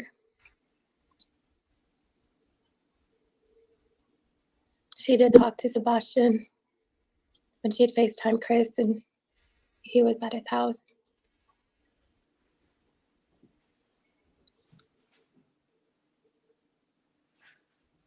I was in shock because I went like, how can you know that you're getting your child for full custody? Like, I mean, you and Katie were preparing for this. You're giving away one kid to get another one. Like, I never understood that. I still don't understand that. I was in shock when I heard that. And I also, it's sickening to think that, and to think that you would be getting a child. Why would you take Faith away from everything that she knows? Her mom, her siblings. She calls Wayne dad. She says, that's my daddy, Wayne. Her grandparents, like everything.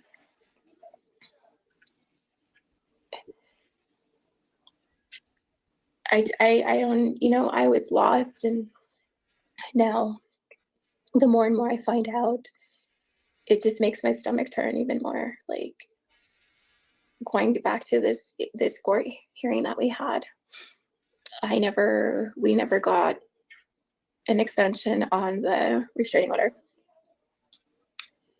but I believe that we should have. Yeah, you should have. I did, because I don't know what Christopher nor Katie or the Proudfoots are capable of doing. It's, for all I know, they could take Faith from school. I do right now have temporary full custody of Faith till we go back to court. I mean, I talked to Seth, and I've always told him, I reach out to him and I let him know, we're here, whatever you need, let us know how we can help you. And I remember him telling me the first night that I reached out to him, or he reached out to me, and he said, you can help Sebastian, and you can help me by keeping Faith there and keeping her safe.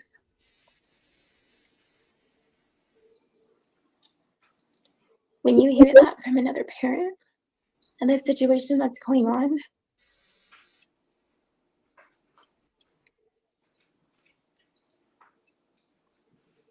what do you say? Like, I'm doing the best that I can, but it's the justice system here.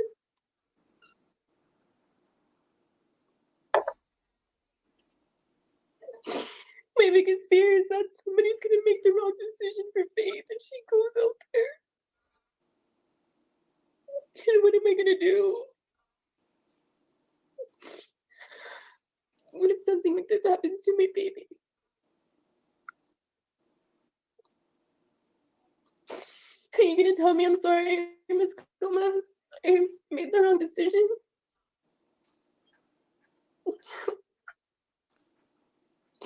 The justice system has failed a lot of kids, has failed my kids, and it's also failed Sebastian. I've been fighting this since Faith is a newborn, and I'm still fighting it. I don't know what it's gonna take.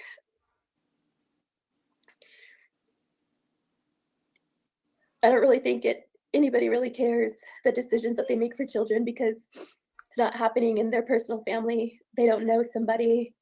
It doesn't hit home. It'll never happen to them.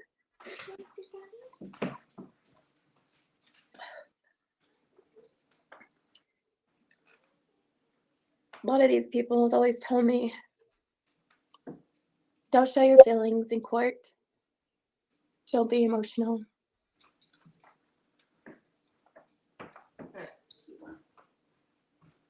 So I'm just supposed to sit there without feelings, without crying, without telling people how I really feel. I feel like a lot of these also, because there wasn't enough creamer in their coffee for, you know, a lot of these judges that make these decisions, and maybe they got angry that morning or whatever the circumstances are. They make bad choices for a lot of these children. And I won't let faith be one of them. I will always fight for faith, like I have been. Amen, sister. Said amen, sister. I wish people would open up their eyes and listen to when people are saying it's not a good idea. I don't think they're stable. I don't think that they're a healthy parent. I you know,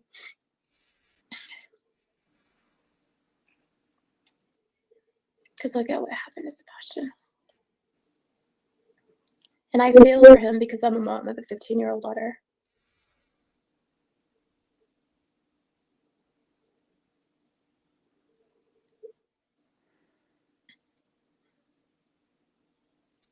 I hope and we pray every single day for his safe return. If there's anything that I would say to everybody is look out for one another, look out for your kids.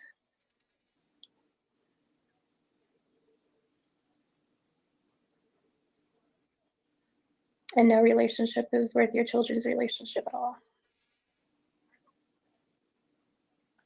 At all.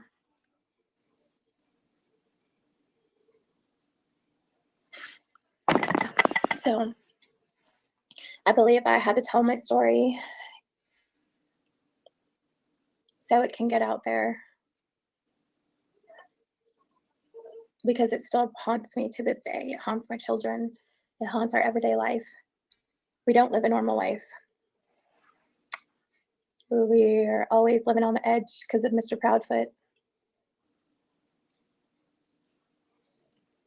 mean, his mother wanted to pay off the daycare, buy them some new playground equipment, just so Christopher and his mom can stay there longer to see Faith.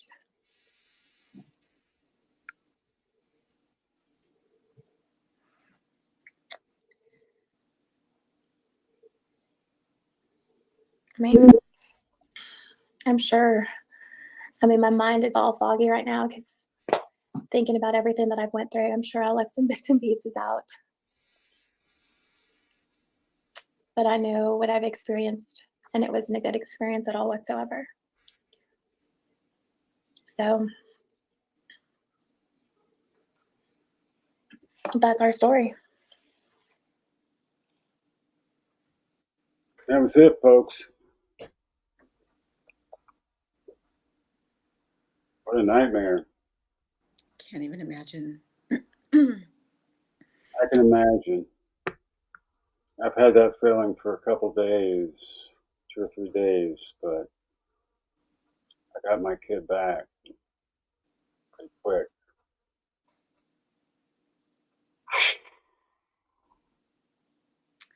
A friend of mine had a psychopath, narcissist ex-husband, and they were in a custody battle for years, and he had money.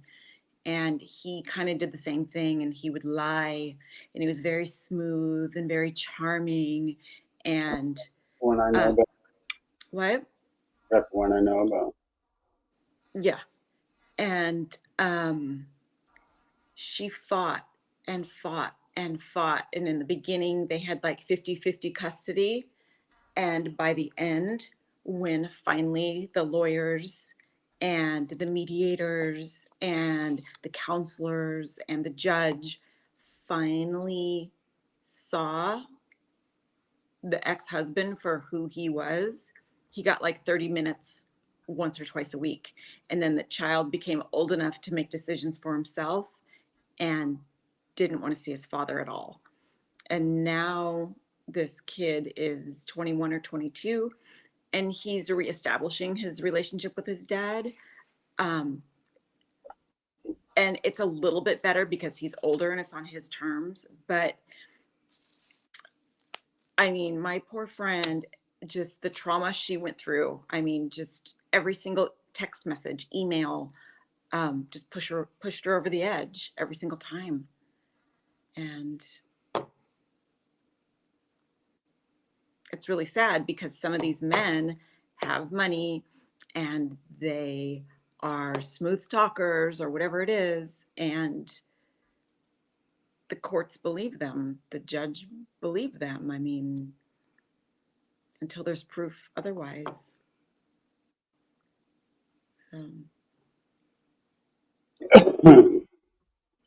Yeah.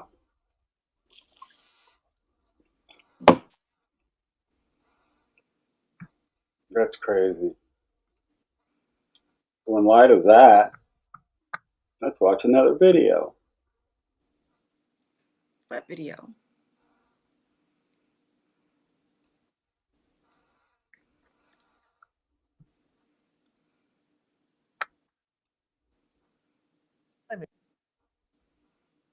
His own home in the middle of the night, we think barefoot. How did that happen? I'm Nancy Grace. This is Crime Stories. Thank you for being with us here at Crime Stories and on Sirius XM 111. We've read a lot online. We've seen a lot of theories, a lot of speculation, but let's start with what we know to be true. Just the right one. Joining me right now, an all-star panel. But first, I'm going to go to two special guests joining us, Katie and Chris Proudfoot. Ugh. Is Sebastian's biological mother and his stepfather, who were in their home with Sebastian when he goes missing. To both of the Proudfoots, thank you for being with us. I want to go straight back to when Sebastian goes missing. Miss Proudfoot, I understand that the day before, which would have been Sunday, if I've got the information correct, that you guys went out, you went to dinner, you went to somewhere, I believe you said BJ's, where he had a, quote, colossal pop. I just want you to watch these Proudfoots very, very closely and watch how they answer the questions. Porn. Then you Yes, came ma'am. home that night, and around 9 p.m., you tell Sebastian to go to bed. He says, okay, he goes to his room. Is that correct? Yes, ma'am. That night, I understand from previous statements you've made that you went to bed around midnight. Is that correct? It is. And to you, Mr. Proudfoot, Chris Proudfoot, did you also go to bed at midnight or before or after? No, ma'am. We went to bed around the same time because we were on the phone together. And He was not home. please excuse any of my questions. I'm simply trying to find out more about that night. Do you two sleep in the same bedroom? He wasn't actually in the home at all that weekend. Christopher You were wasn't. not home. No, Okay. ma'am. So where were you, Mr. Proudfoot? I was in Memphis, Tennessee. How far away is that? 3 hours and 37 minutes from doorstep to doorstep. And what were you doing in Memphis? Working. Where do you work? I'm currently working, or was working, at the St. Jude Children's Hospital construction project. Yes, I'm very familiar with St. Jude's. You said you were working there. Are you no longer working there? Right now, that's up in the air. Bullshit. That's up in the air. Oh, feel sorry for me. I might not have a job. You're so full of shit. Come on. Right What now, gets in the air. I might not have a job because.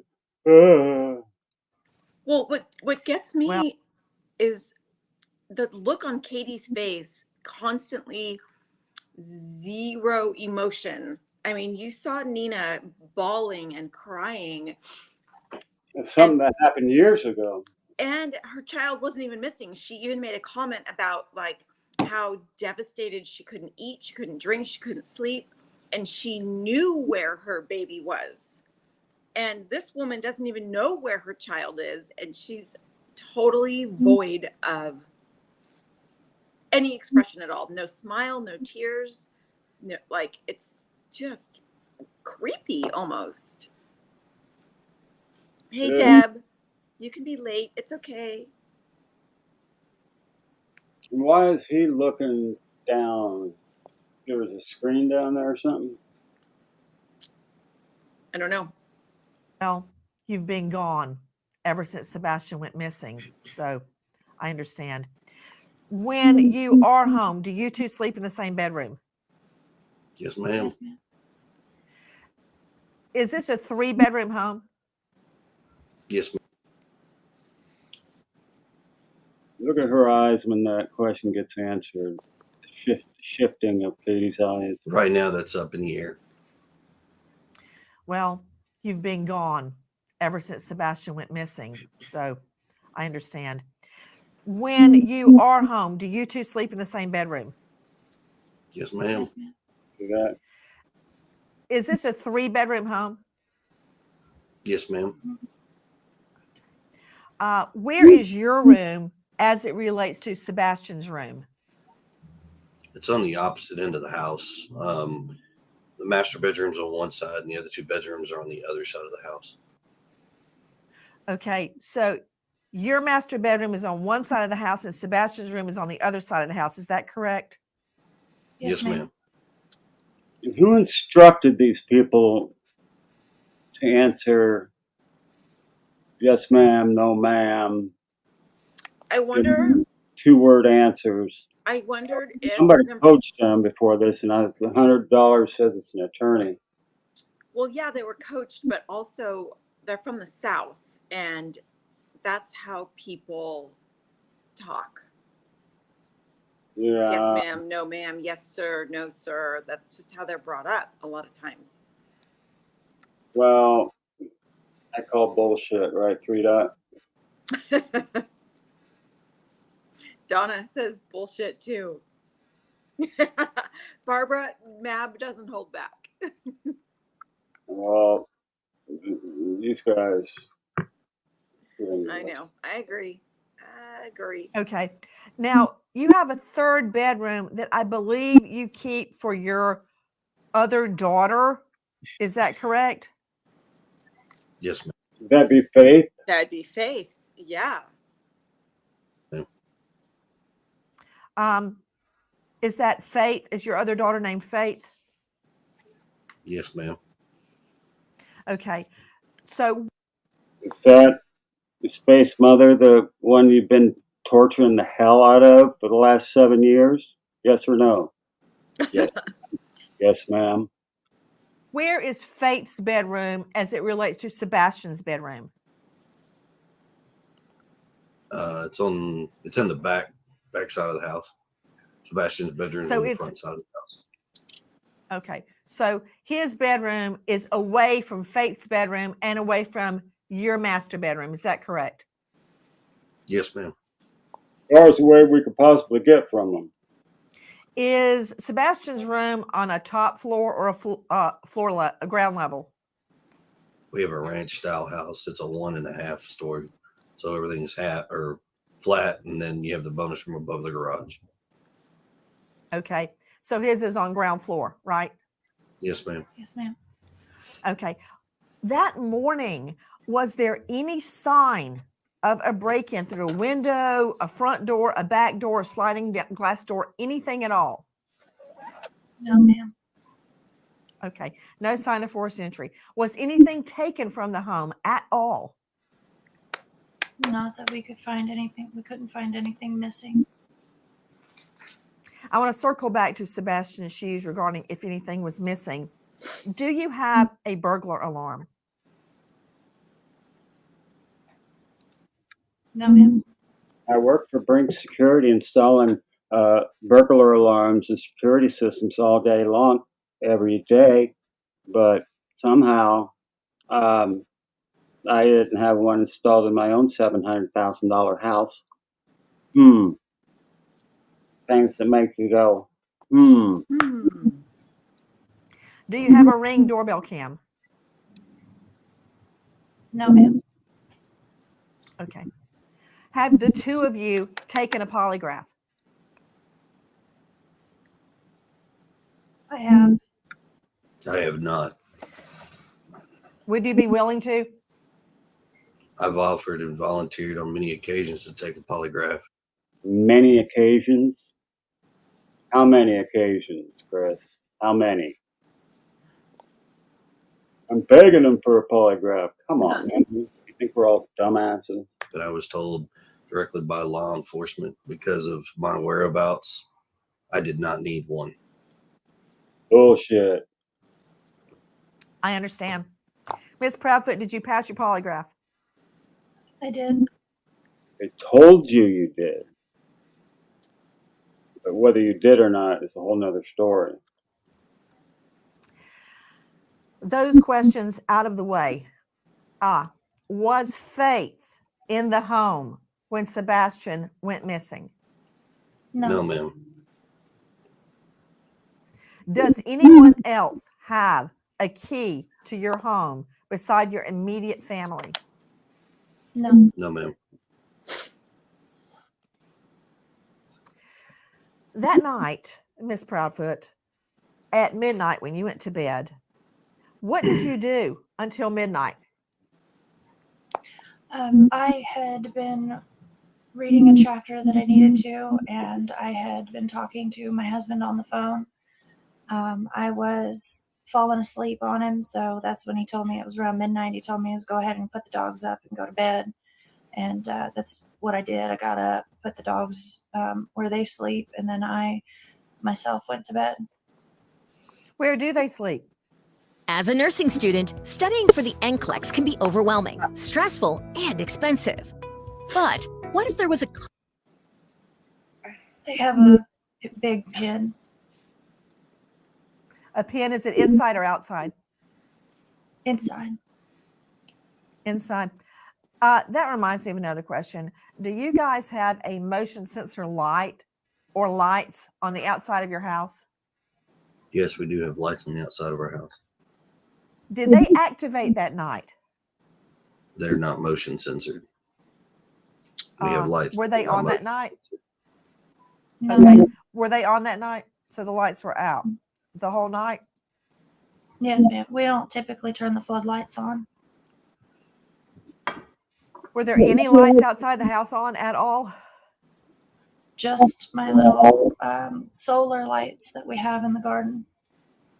There's Yep. 2 lights on the side of the house above the garage that are on at all times. Oh yeah, those are on. Oh, there's a light above the garage. It's on at all times. There's 2. Yes, ma'am. Okay. So those lights were on? Yes, ma'am. Okay. The reason I'm asking is because I heard you say earlier, Mr. Proudfoot, that your neighbors have been very, very forthcoming with their Ring camera info. And I was Yes, trying to determine if any lights were on, what, if anything, they may have caught. But I understand from your previous interviews that nothing of any evidentiary value was caught. And also, in another statement you gave, I understand that the video of the 2 flashlights, and I'm saying that with air quotes, that's not exactly what that was at all. We now don't believe that 2 flashlights were observed around your home. Is that correct? You're Yes. very correct. Okay. Question regarding your vehicles. Ms. Proudfoot, what make and model do you drive? I drive a Infinity SUV. Year? 2017. Why do these guys look like robots? Mm-hmm. I've always found the interviews with, especially her, just suspicious. Like, something about her. Like, she doesn't even seem sad at all. Like, or that she's faking being sad, or They're supposed to look mannequins with moving eyes and mouths.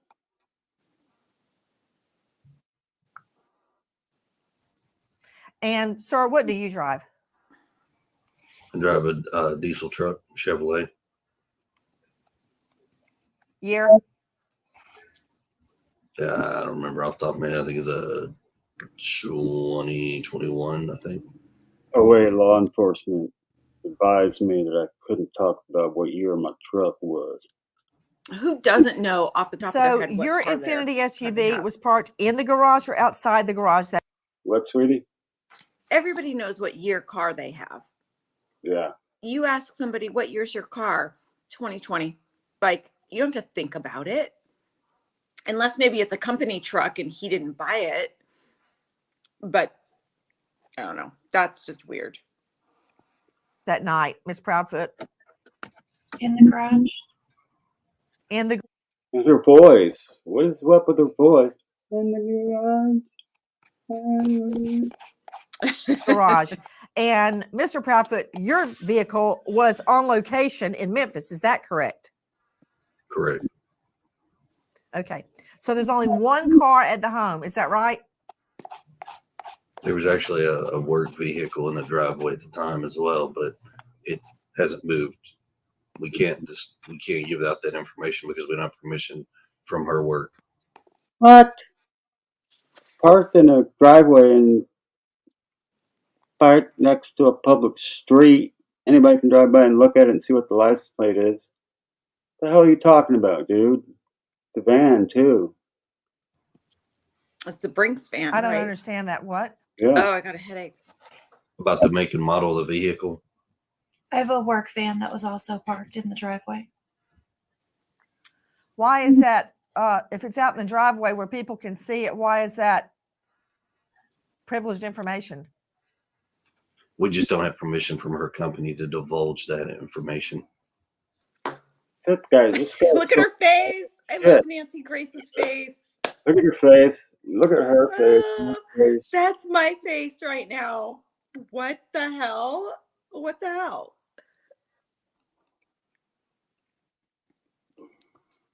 I love it. That's like the best meme. The best meme face. In the chat. But We're way behind in chat, you guys. I'm so sorry. Anyway. yeah, they are zombies. Pink Rose, Striker, In Stitches, Debbie, Lisa. Hey, Lisa. Prying Paula, Barbara, Donna, hi. I know I said hi to you guys. In Stitches, Teacup Mama. Hey there. Debbie. I think I said hi to Debbie. In Stitches, Furious Georgia said hi. Said hi to Little Trucker. I'm not reading. Sorry, you guys. We are behind. We'll go back and look through stuff. Have you asked? No, ma'am, we have not. And then how do you know they people? What the fuck? That's the kind of manipulation that information he probably flies with Nina. Why is that? If it's out in the driveway where people can see it, why is that privileged information? We just don't have permission from her company to divulge that information. How do you know you don't have permission, you dumbass? You never even asked. What the hell are you talking about? Manipulating son of a bitch. What you talking about, Willis? Have you asked? No, ma'am, we have not. Nobody has asked us So that that question. was Where's the baby? okay. So you have a work van. Question to you, Miss Proudfoot, what do you do for a living? I am an installation technician.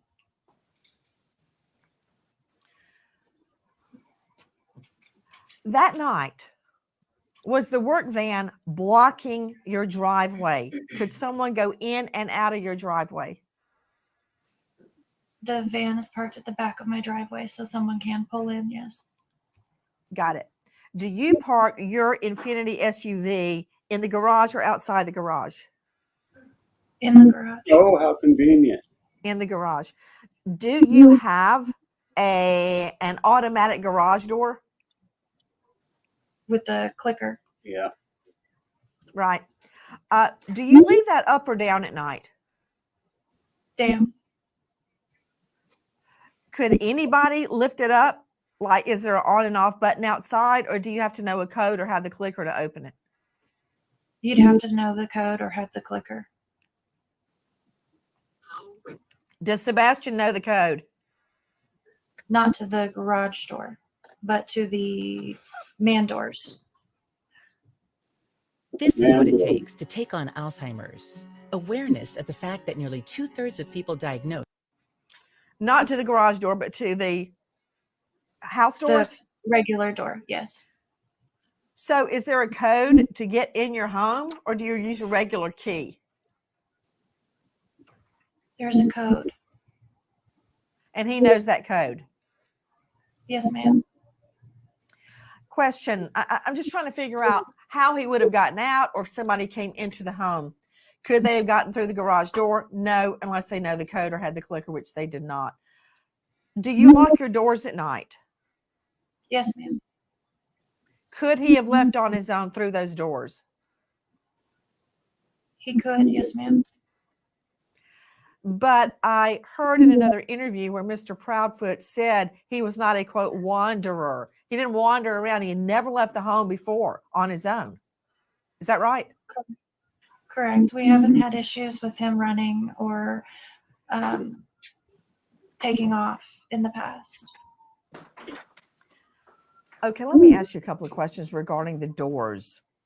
Do you have any home surveillance, anything at all that would have given us an idea or a clue if the door had been opened or not, or a window?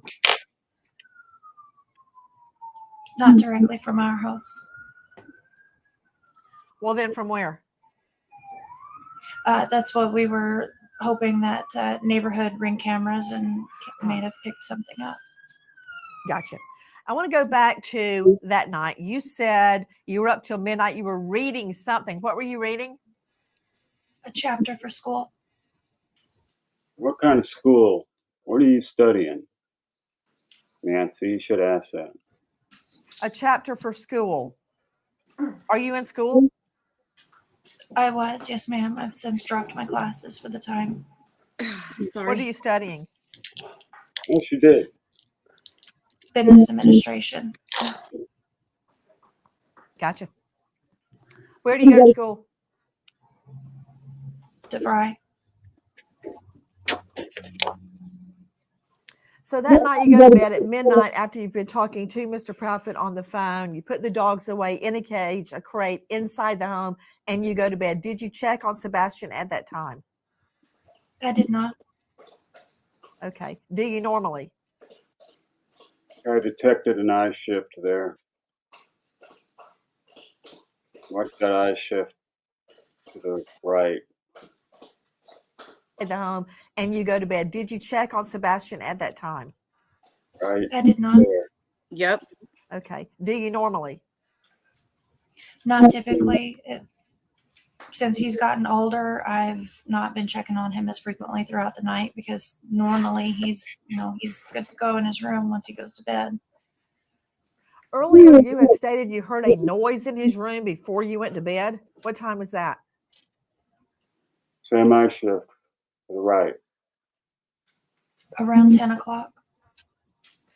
10 p.m. What did it sound like? Just a thud. A thud. Thud sounds Wouldn't pretty you- serious to me. Wouldn't you check on that? You'd think you'd check on a thud, like, 25-pound weight hit the floor or something. Interesting. You stated that you said, look, I don't care what you're doing in there, go to bed. Is that right? I Oh, see that shift? Every time she lies, she looks Mhm. to our left. Mhm. Yep, Debbie. Yep. Thud. You stated that you said, look, I don't care what you're doing in there, go to bed. Is that right? Bam. I was on the couch, which is near his room, and I said, Bubba, did you fall out of the bed? And he said, no, ma'am. And I said, well, whatever you're doing in there, knock it off and go to sleep. So you heard his voice at 10 p.m. That's when I Going walked in there, in. go to bed. Is that right? I was on the couch, which is near his room, and I said, Bubba, did you fall out of the bed? And he said, no, ma'am. And I said, well, whatever you're doing in there, knock it off and go to sleep. So you heard his voice at 10 p.m. Yes, ma'am. Do you have any idea what the sound actually was? I do not know. If he were to go out his window, what would he step on? Mulch and bushes. Did you say mulch or mush? Mulch. Mulch. Mulch. Okay. Got it. Has We don't need you piping up, Chris. Keep your mouth shut. he ever gone out the window before? No, ma'am. Is his room on the front of the house or the back of the house? Front. Front. Do any of your neighbors' ring cams point toward your house? Could they pick that up? They do, but it's so dark that they can only see it after it gets so dark at night. They can only see certain things where there's light. I thought there were the two lights on. On the opposite side of the house. Okay. Can we talk about Sebastian's shoes? Why are you convinced Sebastian left without shoes on? Or are you? Well, the reason that came about is because all of his shoes are accounted for inside the house still. Are you positive? I'm positive. How do you know what clothes he was wearing? The clothes that we described are the ones I saw him in when he went to bed. This is what it takes to take on Alzheimer's. I'm gonna Awareness of the fact that nearly do 2/3 of people treats diagnosed are for the dog and the cat.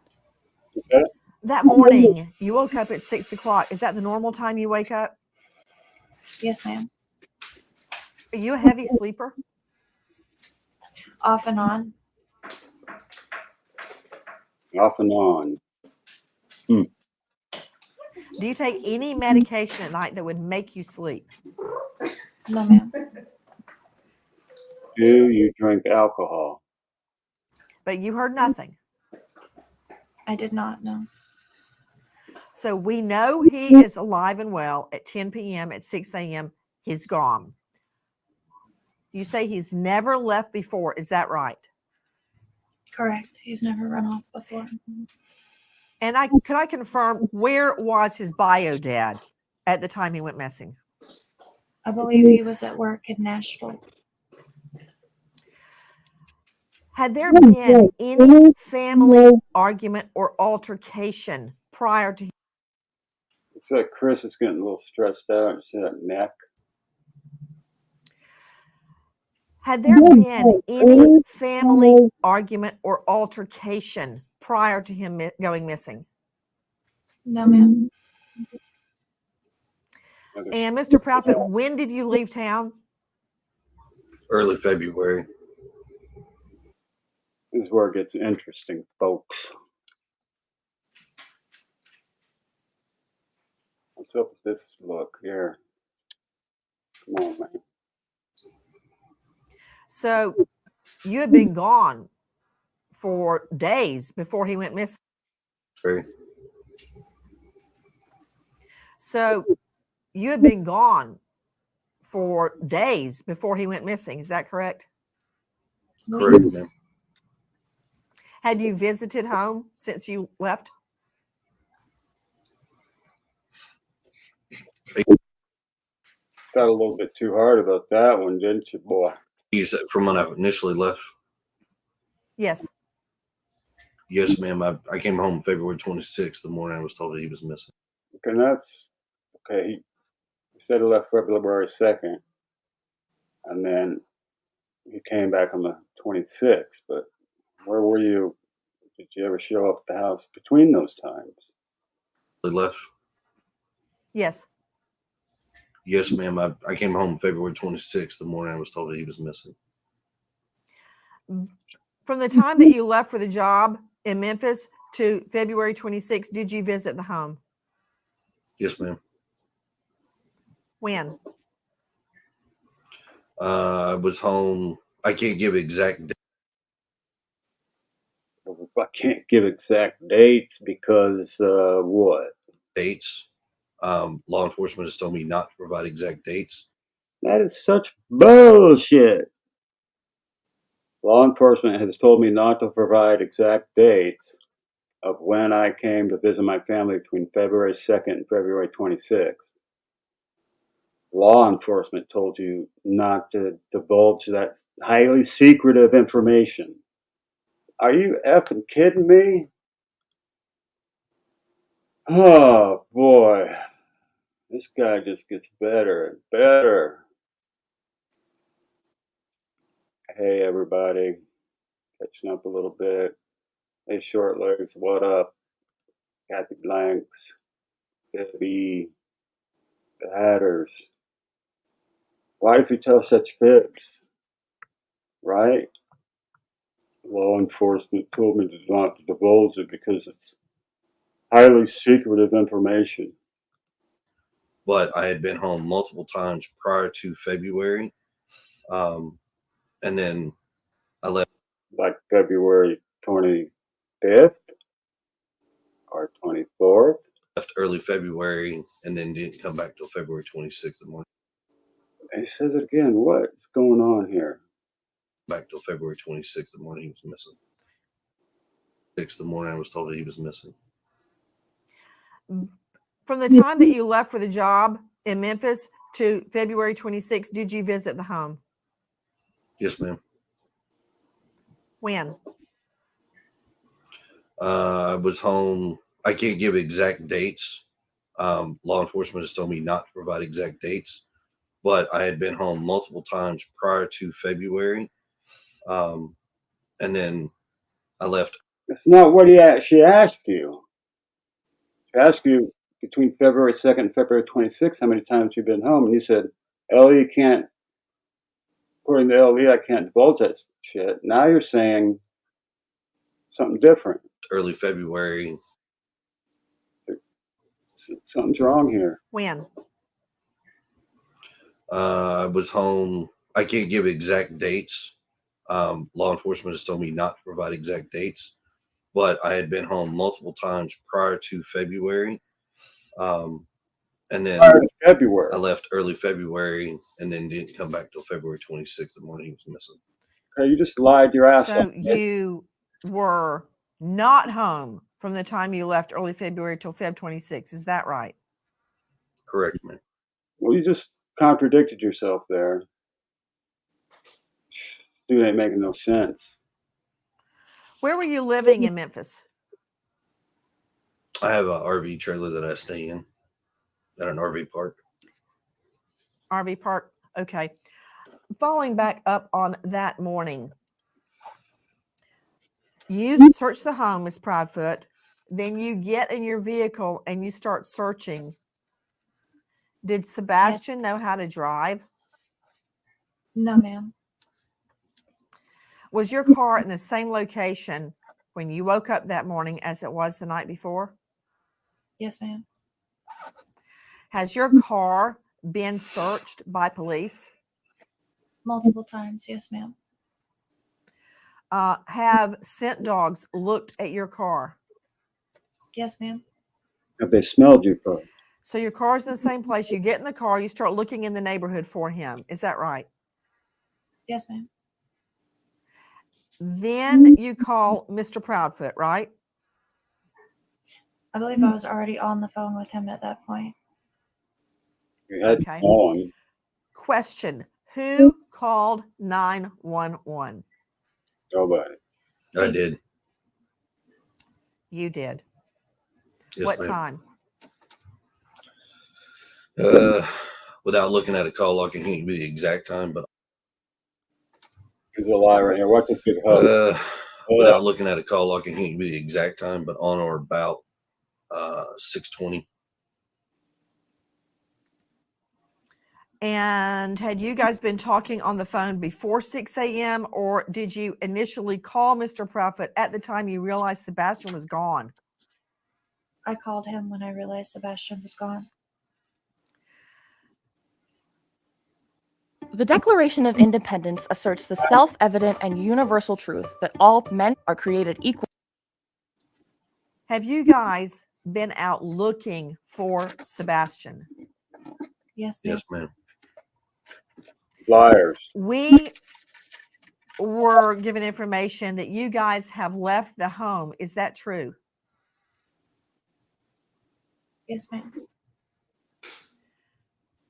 Why? I'm going back to work. Didn't you just say your work was up in the air? And the same sitting right where you are right now? It's up in the air? If it's up in the air, that means you don't know if you have a job or not. Come on, man. You're going back to work. What about you, Miss Proudfoot? No, I'm not going back to work. Not yet, at least. Did you leave the home also, Miss Proudfoot? Yes, ma'am. Why? To accompany my husband going back to work, and then I'm coming back.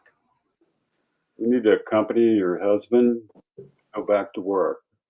When That- he's been gone for a month, And according to him, from why February. would you leave your house when maybe your son's going to come back? Exactly.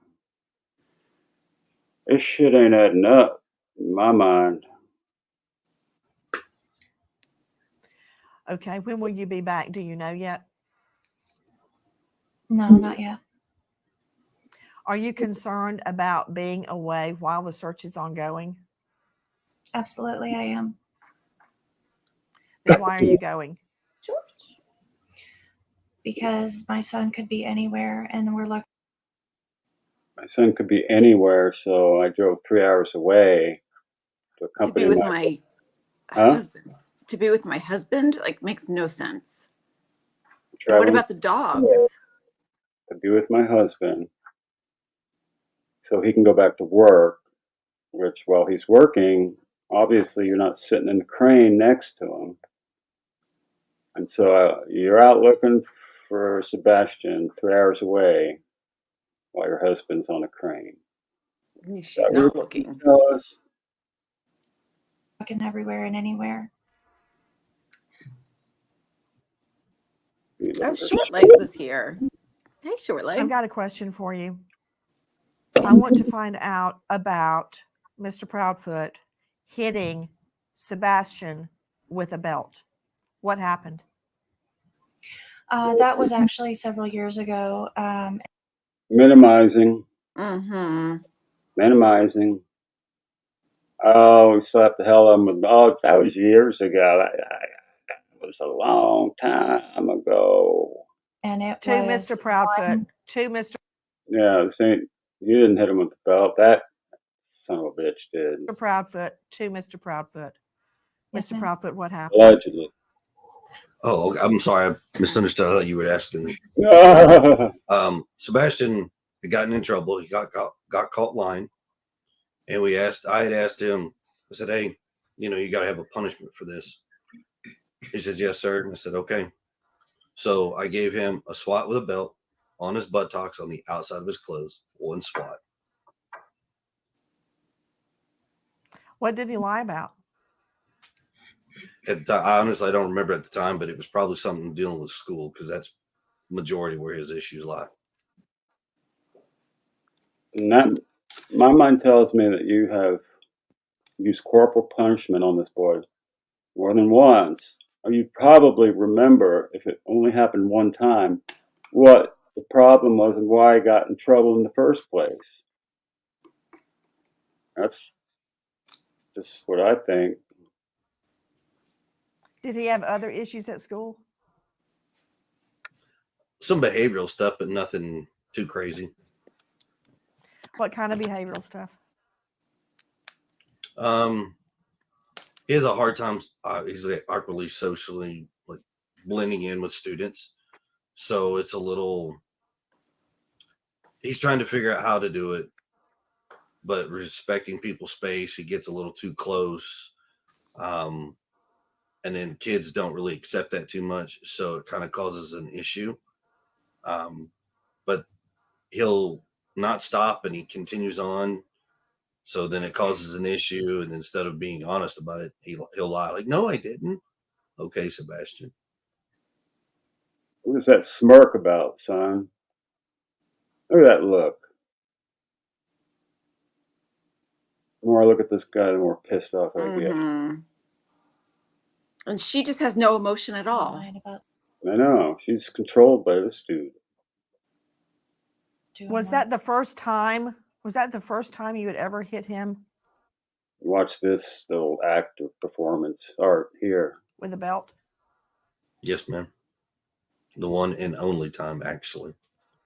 The one and only time, actually. I'll bet my house he's lying on that one. When was this? That cocky This little. is what it takes to take on Alzheimer's. Awareness of the fact that nearly 2/3 of people diagnosed Years ago, ma'am.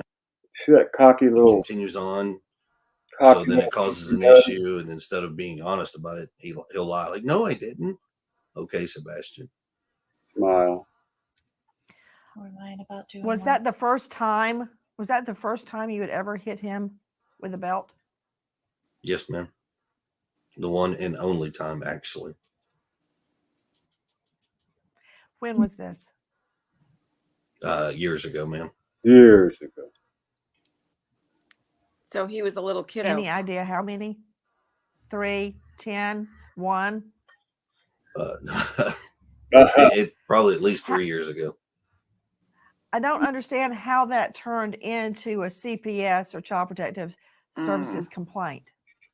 How were they alerted that you hit him with a belt? That did not turn into a CPS service call. There were other CPS reports, right? Were they regarding your other child? There is one in regards to my daughter that I know of out in New Mexico with my ex-wife and myself. That What you happened? did.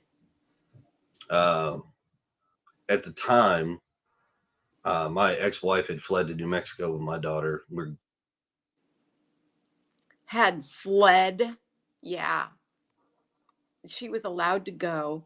I just want to. Judge ordered you to hand her over so that they could get out of your family's psychotic clutches. Okay, hang on. I Thank want you. to say hi to Ariel. I want to say hi to Prying Paula. I want to say hi to Short Legs. Hi, Short Legs. And here we go, 111. She's new. I think. And I think I got sharing and caring with Miss Chewy. Tai is here. And Moon Taxi, welcome. In Stitches. SLV LV. Miss Hello. Chewy. Bernadette. And Angel Loader, a joy seeker. Crying Paula, yes. I noticed that. They never mentioned they were on a 3-way call. Very Happy. And Jonathan Carrera Gomez. Welcome, you guys. Thanks for being here. We appreciate it. Thanks for your support. He is a bad liar. Yeah, he is a bad liar. Wow, the check's getting up there. Let's see. Yeah, none of his answers do seem authentic. Yeah, Annie, that's weird. That is weird. Your son goes missing, but instead you go to your husband's work job site. I had to accompany him to work because he was so upset. Right. And then what about the doggos? Somebody said. Yeah, what about the dogs? Did she take the Yeah, dogs where's the too? dogs? Where are the dogs? And so then What did you do with those puppies? it makes me think, his parents live somewhere else. They're not in Memphis. They're in that Hendersonville or whatever. Very close to Memphis, Hendersonville. Okay. They're not searching. That's a lie. The bio dad is searching. The bio Yes. dad. Yeah. So, yeah. CPS was involved because Mr. Chris called CPS. CPS for nothing. Yeah, to she didn't harass her. flee. See, this is where he's manipulating. Like, just his answers are. My wife fled. My Like, ex-wife. my wife fled. stole my daughter and fled to New Mexico after I stole her from New Mexico, or stole her from Yeah, Hendersonville. she ran for her life and her sanity, as Here We Go 111 says. I mean, the fact that this is his fifth wife is just the biggest red flag of all. Like, I mean, I think he finally found one that is like him, I know they seem perfect. right? That's why they've been together so long. He just kept. Well, H. Davis, you're just going to have to sub up now, aren't you? Yeah, H. Davis. That's it, baby. Okay, I'm caught up. Okay. Here's some more lies. To a custody and then a divorce case at that time. Fled to New Mexico with my daughter. We're going through a custody and then a divorce case at that time.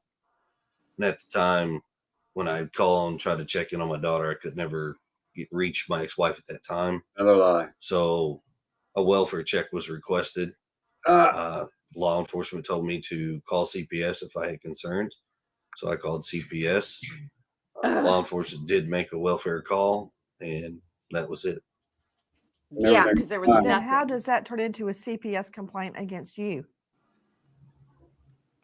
I have no idea, ma'am. There's a lot of misinformation out there right now. There my New sure Mexico. is.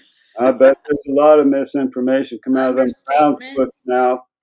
Those Proudfoots got our foot in our mouth most of the time. Case that actually has no relevance to the Sebastian case. This is rich. Then was there even a CPS complaint against you in New Mexico? Not that I am aware of. And my attorney and myself are well educated on my case, and there's nothing that we know of. We're doing everything in our power to hassle that woman as much as we can. Was there a TRO taken? I bet they're cringing now that Nina came out. What's a TRO? Against temporary restraining order. Okay.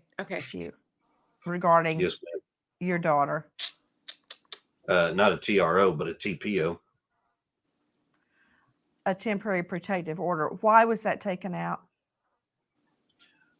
So in regards to that case, my ex-wife had a TPO put against her in Tennessee at the time.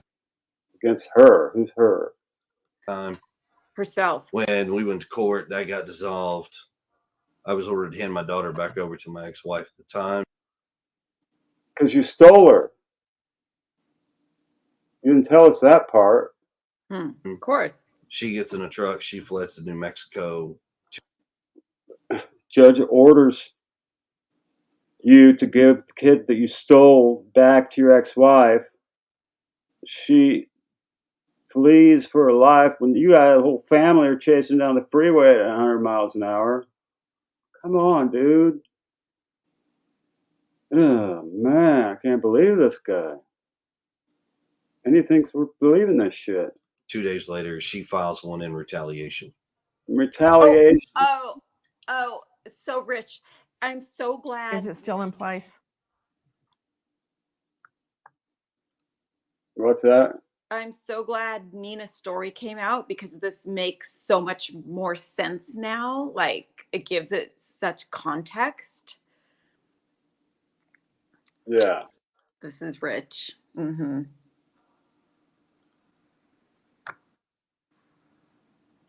No, ma'am, that was dropped within, I think, 2 weeks of it being put in place. You're a liar again.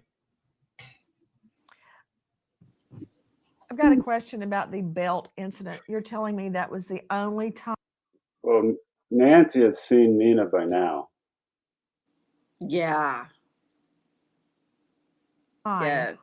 that you ever hit Sebastian with a belt? Yes, ma'am.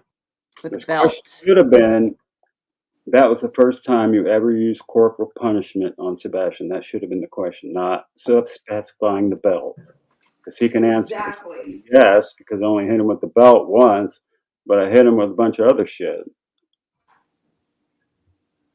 And you're also telling me that did not make it to CPS? No, ma'am, that did not. Shit, don't buy it. Question Yes, ma'am. regarding Faith's furniture. Yes, A few ma'am. days after Sebastian goes missing, did you replace furniture in Faith's room? No, ma'am, I have not replaced any furniture in my daughter's room. Is there any new furniture in the home? Yes, ma'am, there's a bed that was given to me and it's currently in my garage. Has anything Why does he need a new bed? Planning on stealing somebody else's kid? Mm. Allegedly for entertainment purposes only? been taken out of the home? No, ma'am. I was curious about a statement that Miss Proudfoot made earlier that canine dogs hit on the barn around the home and near a retention pond. Did that happen? I'm not sure about the barn, but the retention pond, yes. Because law enforcement says the dogs did not hit, but Miss There's been Proudfoot a says they did hit around the retention pond. so there's been a lot of miscommunication in regards to what is and what is not.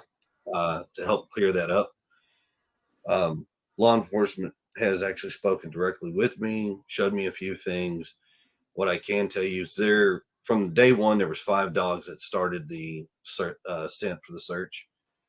And then after that, from the next 8 days out from that, there have been dogs from all over the country that have come in and done searches and had scent hits in various locations.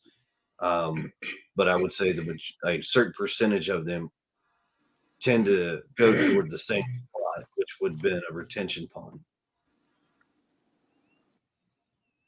So the law enforcement dogs did not hit on the retention pond. Is that what you're saying? No, I'm saying they did. There was at least 3 that I know for a fact that did hit on the retention pond. And the pond has been drained, correct? And there was nothing there. Yes, ma'am. They have walked it, drained it, and there's nothing. The retention pond was only knee deep anyways. On one occasion, Mr. Proudfoot, you stated that you and Mrs. Proudfoot have been, quote, vetted and cleared of foul play. That was stated on Chronicles of Olivia. Is that true? What do you mean by that? Yes. So after working with law enforcement of all agencies, they have actually told us that there is no foul play, no nefarious issues. We've been cleared of all. You are a bold-faced liar. You think they're going to tell you anything about the investigation if you guys are both suspects sitting there? Sure, we'll tell you you're cleared of all charges. If you think you're cleared right now, or you're both wrong. They don't clear people until an investigation is over, unless you're clearly not a suspect. So don't give me that bullshit. All wrongdoing. We are working extremely cooperative. Maybe they were told they were cleared Yeah. to Tell see cops will tell you anything they want. exactly, Yeah. to give them a sense of security. Right. Play no nefarious issues. We've been cleared of all wrongdoing. We are working extremely cooperatively. What is this word he uses? Cooperatively? Play no nefarious issues. We've been cleared of all wrongdoing. We are working extremely cooperative with all law enforcement agencies. At any point in time, they call, come to the house, anything. Delulu. Was Sebastian angry or upset before he disappeared? Of course he is. No, ma'am. Not No. to my knowledge. Not at all. What is your theory about where is Sebastian? We don't know. I wish I knew where he was, to be honest. Your theory. I think it's possible that someone has my son. Why? I want to see her face. Was Sebastian angry or upset before he disappeared? No, ma'am. Not to my knowledge. That's the only time she didn't. What is your Now theory about where is Sebastian? I wish I knew where he was, to be honest. Your theory. I think it's possible that someone has my son. See that big breath right there? From Why? Chris? No, from her. Watch. Because I feel like if he had been close to the house or What is your Honey, theory take the chat down about because we where can't see is her. Sebastian? I Oh, wish I knew where he was, to be honest. Your theory.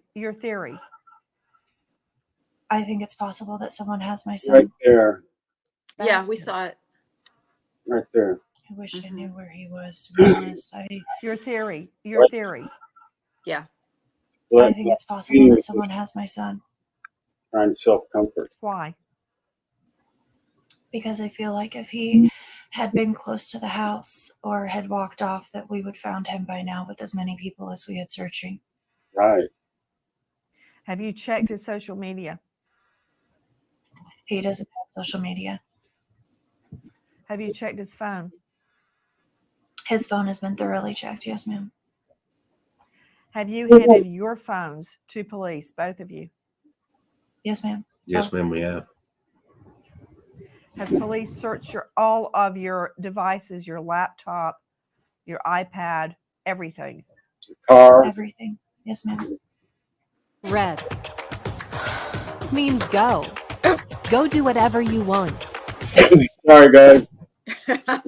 Other than you, Miss Proudfoot, who is the last person that saw or heard Sebastian alive the Sunday before he went missing?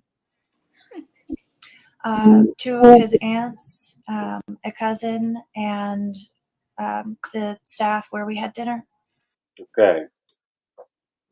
What did she just say? 2 aunts, a cousin? Yeah, and the staff where they had dinner. Everything. Yes, ma'am. Why were they walking out alone? Other than you, Miss Proudfoot, who is the last person that saw or heard Sebastian alive the Sunday before he went missing? Two of his aunts, a cousin, and the staff where we had dinner. Okay, they had dinner at the Texas Roadhouse. Seth saw a video of Katie and Sebastian walking out of the Texas Roadhouse to the vehicle. They didn't see any aunts or cousins. So where are these aunts and cousins? I don't get it. Huh. That's George. What do you want? You went in or out? He's a cat. No. He doesn't know. Come here, baby. Come here, baby. Shitty cat problems. Yeah, this Texas Roadhouse thing's got me confused because Seth said on when I was in his watching him, I was in the chat. And he said I got my mouth guard in, so I might not be able to talk very well. But he said that he saw Sebastian and Katie leaving the restaurant and get in the car, but he didn't mention anything about two aunts and a cousin.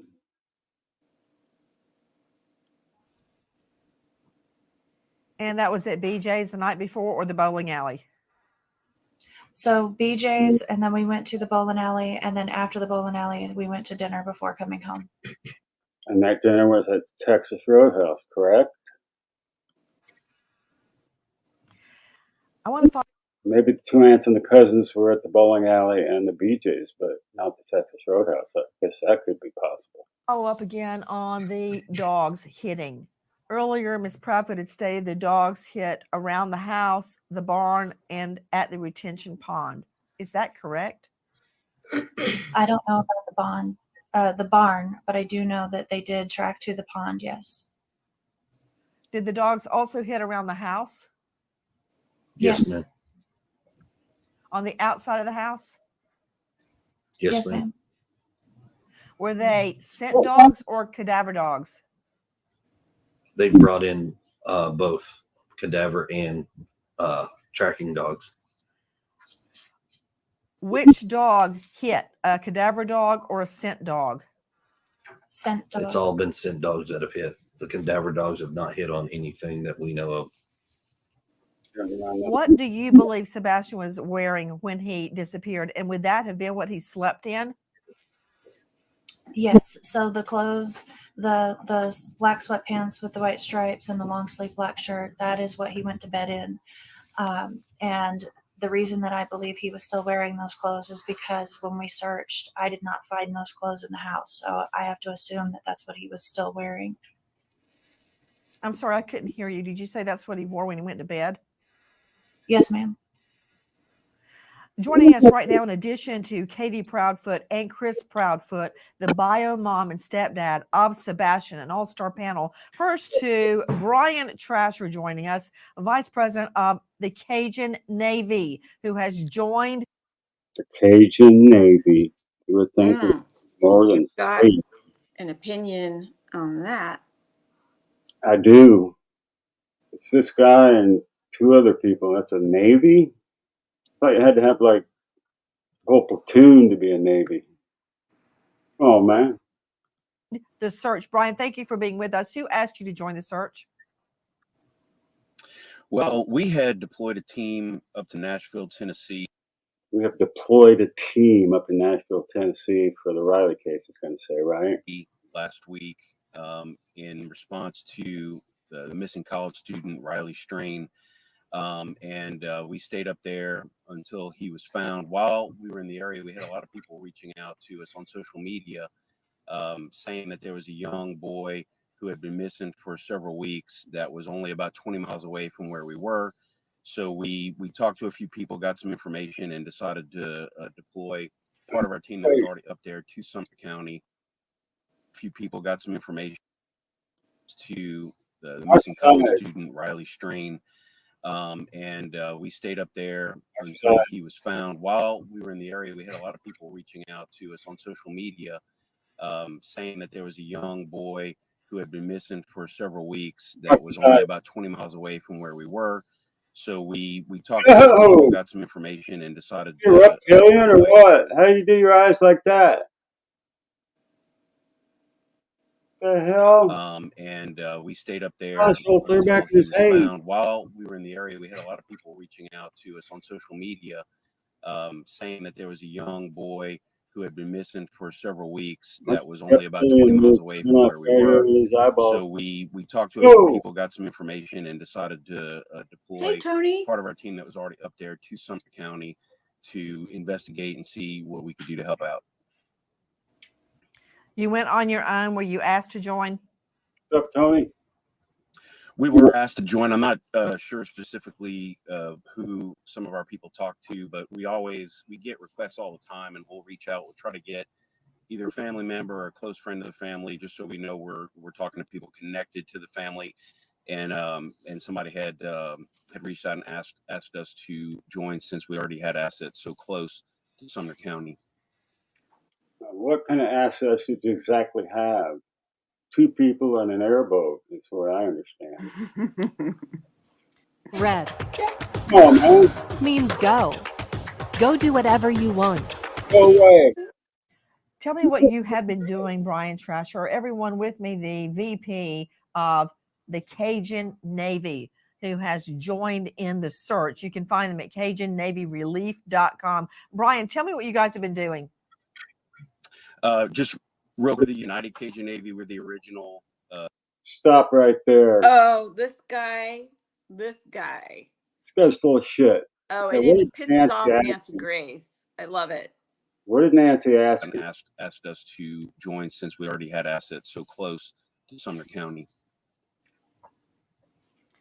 Tell me what you have been doing, Brian Trasher. Everyone with me, the VP of the Cajun Navy, who has joined in the search. You can find them at CajunNavyRelief.com. Brian, tell me what you guys have been doing. Tell me what you've been doing. Don't give me a bunch of bullshit about I'm the original Cajun Navy crap. Just real quick, the United Cajun Navy were the original group that everybody hears about. There's other groups that use the Cajun Navy name to try to fundraise off of our efforts. Cajun Navy Relief is not affiliated with us at all. We are Relief.com. Brian, tell me what you guys have been doing. Honey, come on. Hold on. just real quick, the United Cajun Navy were the original group that everybody hears about. There's other groups that use the Cajun Navy name to try to fundraise off of our efforts. He's accusing the real Cajun Navies of doing what he's doing. This guy's rich, I'm telling you. Cajun Navy Relief is not affiliated with us at all. We are www.unitedcajunnavy.org. We're the original. We're the real ones. You're the bullshit one. Again, what exactly have you been doing on the search? So we've had a canine. What were we laughing about? That where she was like, again, what were you doing? Yeah. Drifters.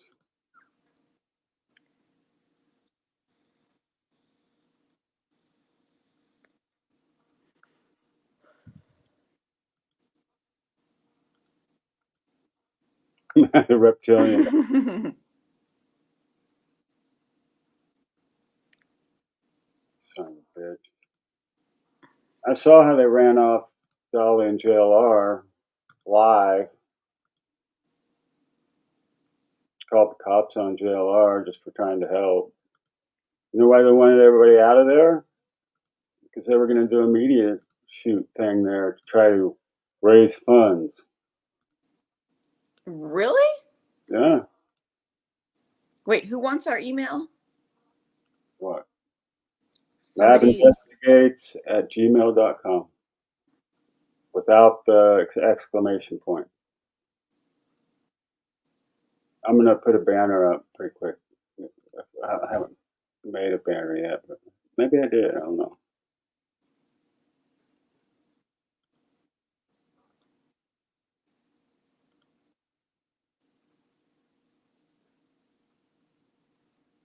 Hey, Terry, agreed.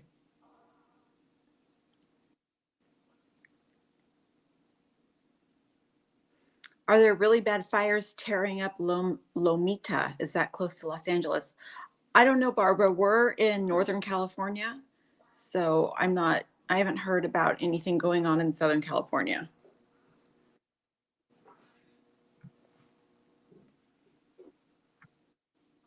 Our own canine team, who was already participating in the search for Riley Strain, up there searching around. They didn't have a canine team.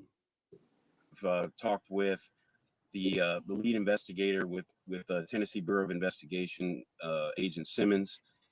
We've talked a lot with him and trying to coordinate efforts, because we always try to coordinate with law enforcement and make sure we're not getting in the way, duplicating efforts, or or putting out any. You know what, conflicting Mr. information. Trasher, let me just cut the chase here. Isn't it true that this weekend, pursuant to your search, that cadaver dogs hit in an area that had been closed off because of a prior hurricane, and it is on federal property? Bones and other items were found at that time. I found that very odd, as it would relate to Sebastian. Even if it was Sebastian, his body would not have been skeletonized at this time. Can you tell me now that what was found over the weekend is not connected to Sebastian? Yes, no. No. Not No, connected to that hit, Sebastian. That hit was, yeah, that's correct. That hit was not connected to Sebastian. Okay. Joining me also, in addition to Brian Trasher, who has been leading the Cajun Navy in its search for Sebastian. Hold on, Brian. Other than those hits, have there been any other dog hits in and around the home or elsewhere? Not from our K-9 team. I'm very concerned, Brian, as you can imagine, because LE law enforcement has stated there were no canine hits outside the home, which I find very, very disturbing. Because if he had gone outside, particularly barefoot, there would definitely have been a scent trail. Now, we're hearing from the Proudfoots that there was a hit around that retention pond. How far is that pond from your home, Mr. Proudfoot? This is what it takes to take on Alzheimer's. Oh my God, why are there Awareness so many of the fact that ads? nearly 2/3 of people diagnosed.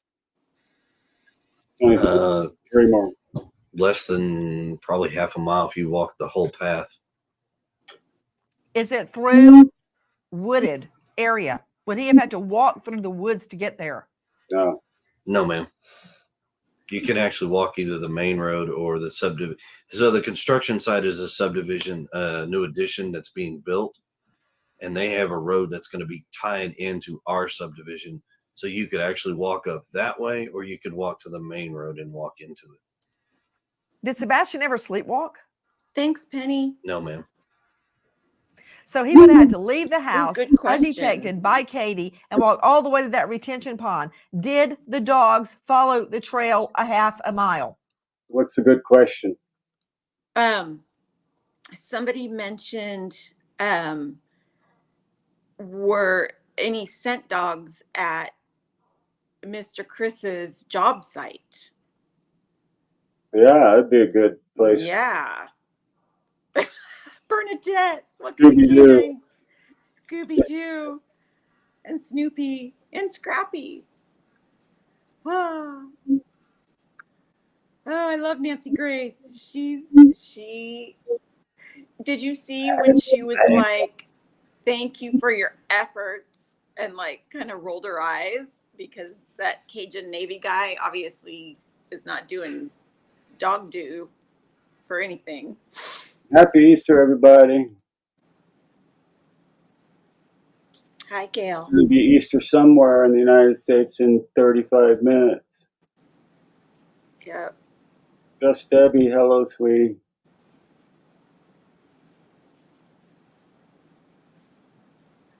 Yes, ma'am. They followed the trail all the way to that retention pond? Yes, ma'am. Yes, ma'am. That's very curious, as they are saying the dogs didn't pick anything up. Back to you, Brian Trasher. Did you guys search anywhere other than that federal property where the false positive was? Yes, no? Yes. Joining me is Courtney Lasky, high-profile behavior analyst, autism expert, chief clinical officer with Little Starts Therapy. Courtney, thank you for being with us. At this juncture, we know Sebastian to be most likely with people he doesn't know, if in fact he is still alive. How would that affect a young boy with autism? It would affect him greatly. Based on the diagnosis of autism, we know that they typically have deficits with communication, social skills, and they display some rigid and repetitive behaviors. If, in fact, he is with someone else who does not know him well, that would be entirely out of his routine. He could be engaging in behaviors that he hasn't engaged in before. He could be looking for an escape. He could be looking to get out of those aversive situations. We know that not every autistic individual will wander, but those who do wander, 36%, it's to get out of an aversive situation. It's to get away from something that's overwhelming or overstimulating to them. Miss Proudfoot, does he know your phone number? Can he call you if he could get access to a phone?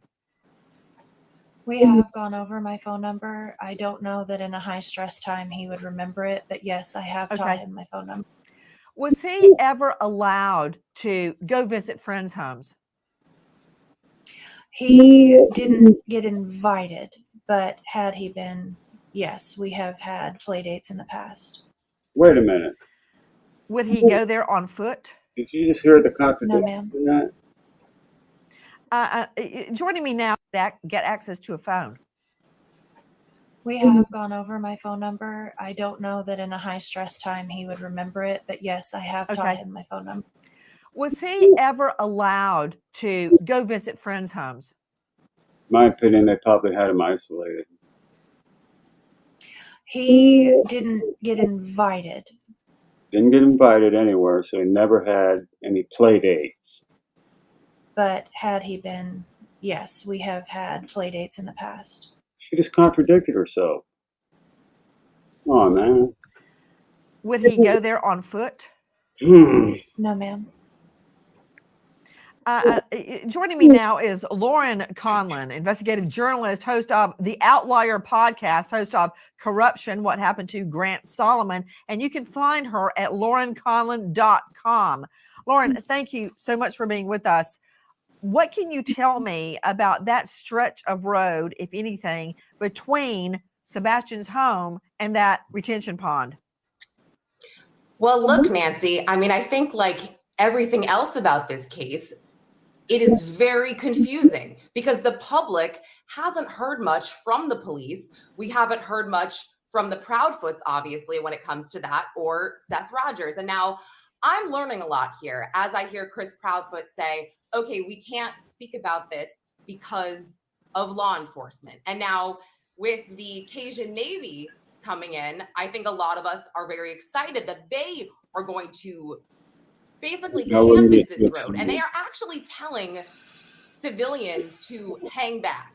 Nobody needs to search this anymore. You need to stop. You need to stop helping and let us work with law enforcement and take over. Now, I called the Sumner County Sheriff's Office yesterday because of all the misinformation going around. And I got to be honest with you, they didn't even know what was going on with this road, with the recreation search. They were either very elusive or they were very confused. But either way, it's very concerning because the people, as well as myself, I don't live in Tennessee. I cover a lot of Tennessee. We are very concerned for Sebastian. We are very concerned. And so, okay, so let me just stop you right there, Ms. Conlon. Ms. Conlon, everyone is concerned, but let me remind everyone that law enforcement is under no duty at all to tell us or anybody else, including the Proudfoots, anything. They are not representing the Proudfoots. They are representing justice, and they will do what they have to do. The fact that they're not giving us a blow by blow is their business. Does it mean they're stymied? I don't know. Does it mean they know more than we think they do? I don't know the answer to that. But just because they're not releasing an ongoing investigative file is not a concern to me. At this juncture, I am collecting facts in the best way I know how. Now, regarding that route from the Proudfoot home to the retention pond, is it your understanding, Lauren Conlon, that there were no hits by scent or cadaver dogs along that route? correct, Nancy. It is my understanding there were no hits from the dogs. It is very confusing. It's confusing. You know, sometimes, Lauren, when we try to put together a puzzle, but we're missing a few pieces and we don't know what piece we're missing, you can't put the puzzle together. We're missing things from this puzzle. And right now, I'm on a fact-finding mission. I am pointing the finger at no one because I want to find Sebastian. I want to go to Dr. Tori Clausen joining me. And guys, again, please Proudfoots, Trasher, Lasky, Conlon, jump in if you have a thought or you want to contradict, because a lot of this is elusive. We don't know everything. To you, Jory Crossan, joining us, former law enforcement, now faculty, St. Leo University, very well-known psychologist and author of Operation SOS. You can find him at drjory.com. Dr. Jory, thank you for being with us. Many people have made much of the fact that when interviewed, the Proudfoots do not look at the camera. They look away, they don't cry, and they don't seem upset. Now, that may or may not mean anything. People can be very upset, crying, screaming, cursing. They may show no emotion at all. Well, I've seen Seth Rogers cry and be upset, and I've seen Riley Strain's mother cry and be upset, and I've seen real parents of real missing children cry and be upset, but I haven't seen these two shed a tear or anything. They may be numb by the time interviews are happening.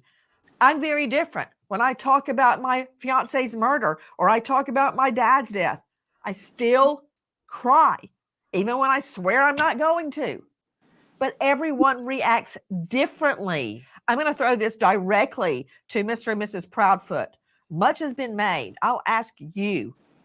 You very often look away, don't look at who's asking you questions, show no emotion. Much has been made of that.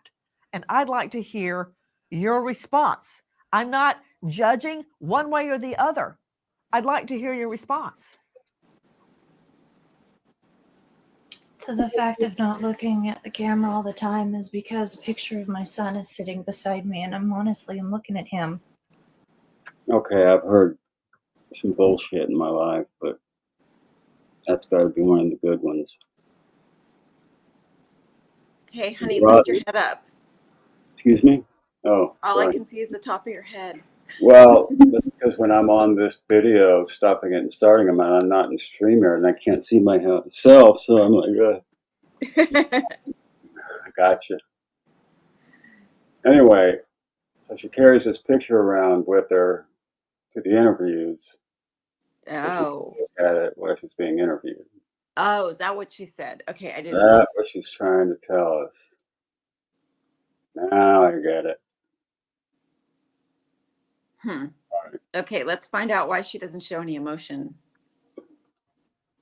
As far as the crying thing, I have been crying off and on nonstop for a month. What about you, Chris? Many people have asked me, why did Miss Proudfoot not call 911 immediately? And here's your chance to answer that. Because by the time I realized my son was missing and I called my husband, at that point I was hysterical. I was at the point where I couldn't even form words anymore, and my husband is the one who remained calm enough to call them.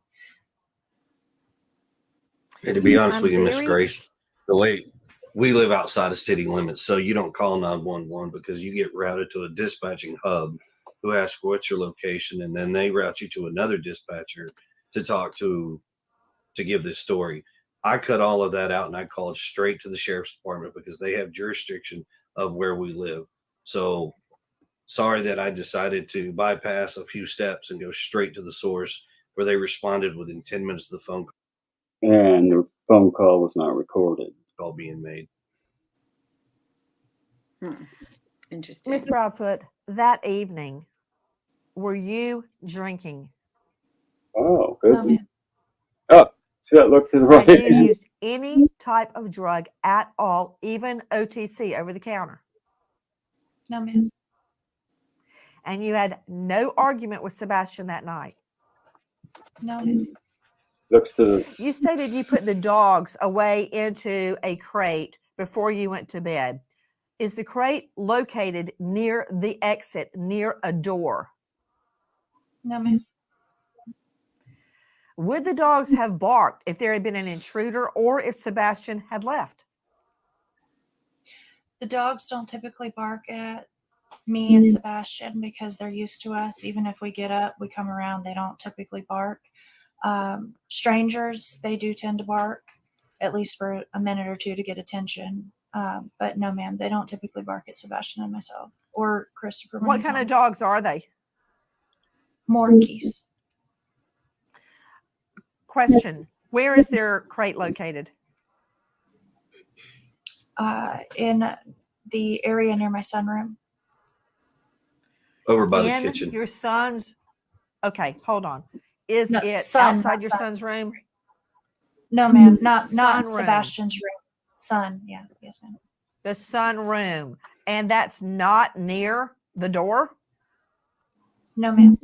Not near the front door. It's near my back door, but not any of the other doors. Yes, from what I've seen, the layout of the home, it is near the back door, and they would have heard someone coming in and out that back door, correct? Yes, yes, ma'am. Yes, ma'am. No barking. Do you have a chime or anything on your doors that would alert you to the door opening? No, ma'am. Hey, unknown caller. Miss Grace, could I jump Question. in for something?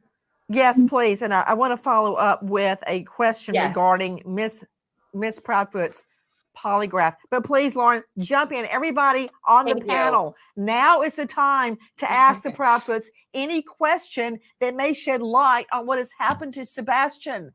We are not in a judging arena. We are in a fact-finding arena.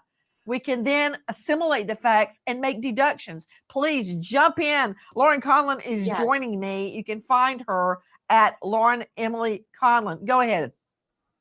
Yes, thank you. And now this might be for Brian as well. Yesterday, when the dogs hit and everybody's going crazy, YouTubers, internet, TikTokers, and we figure out it's not Sebastian and police are not involved, the TBI is not involved.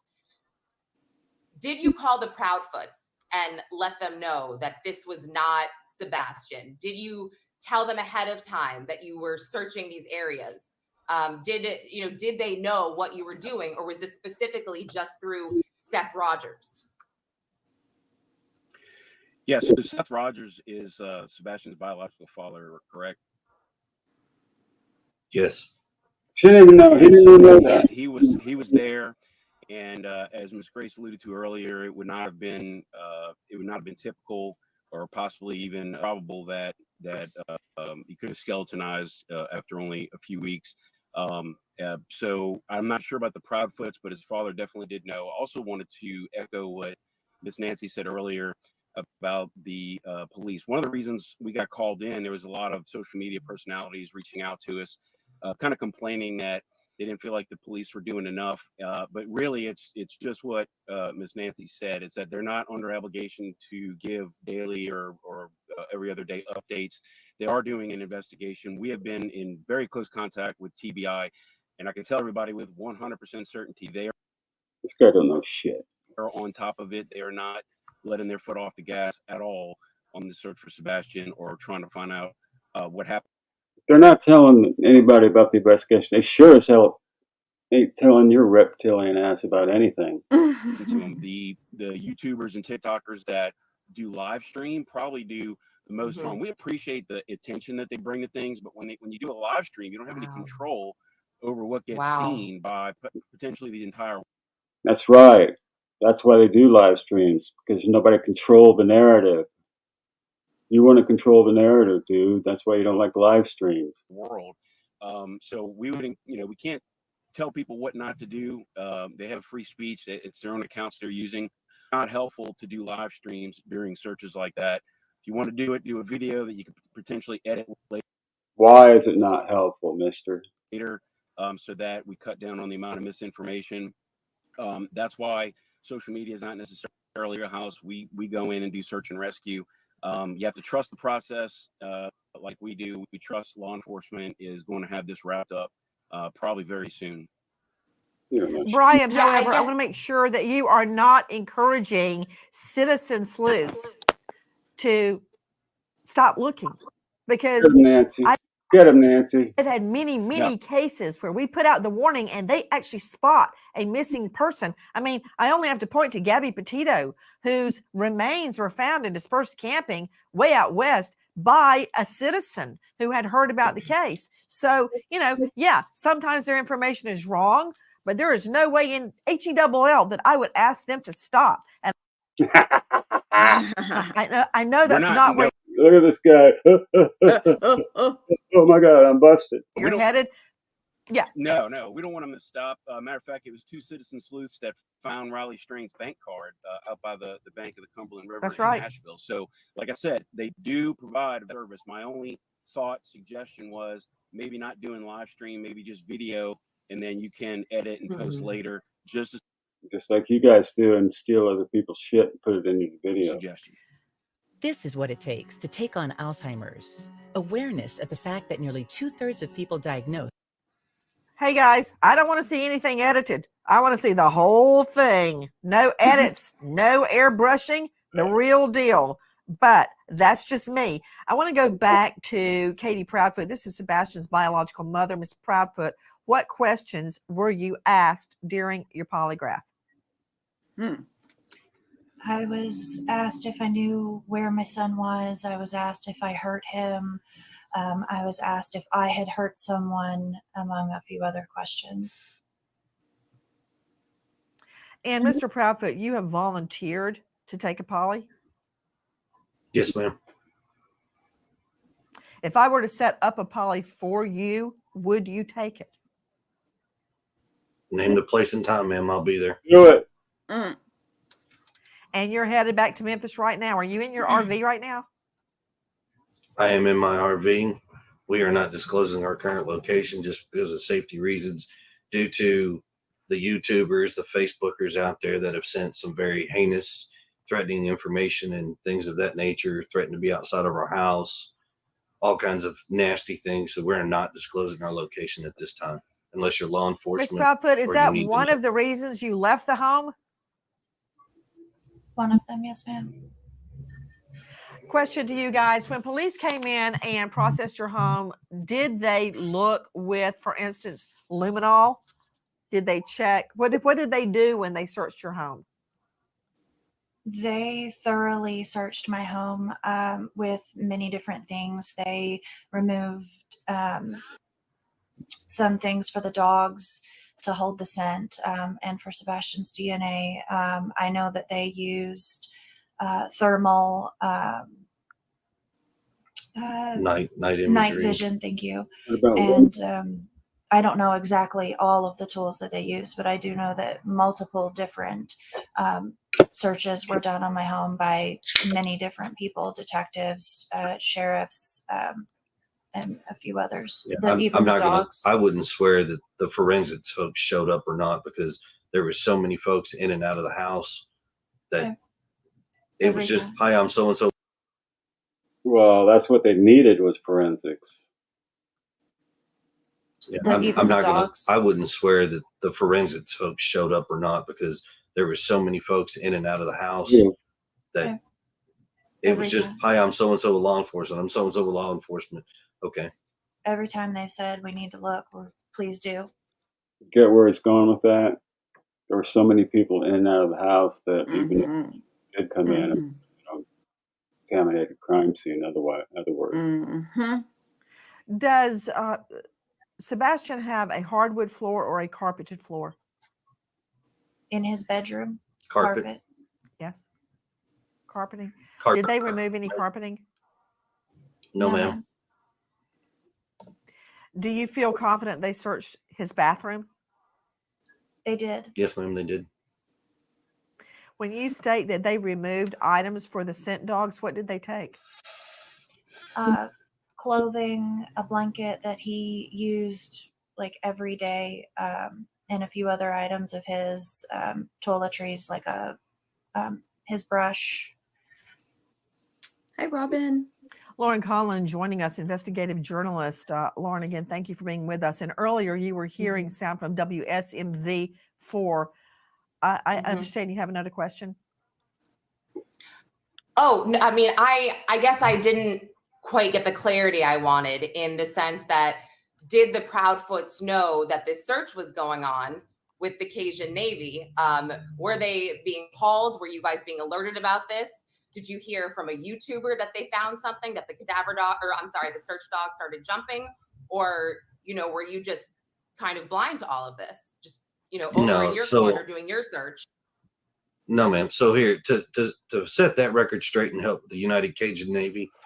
So somebody's got a picture out there saying that we are enjoying a dinner when we're actually out there, got flyers at a dinner table because we need to eat.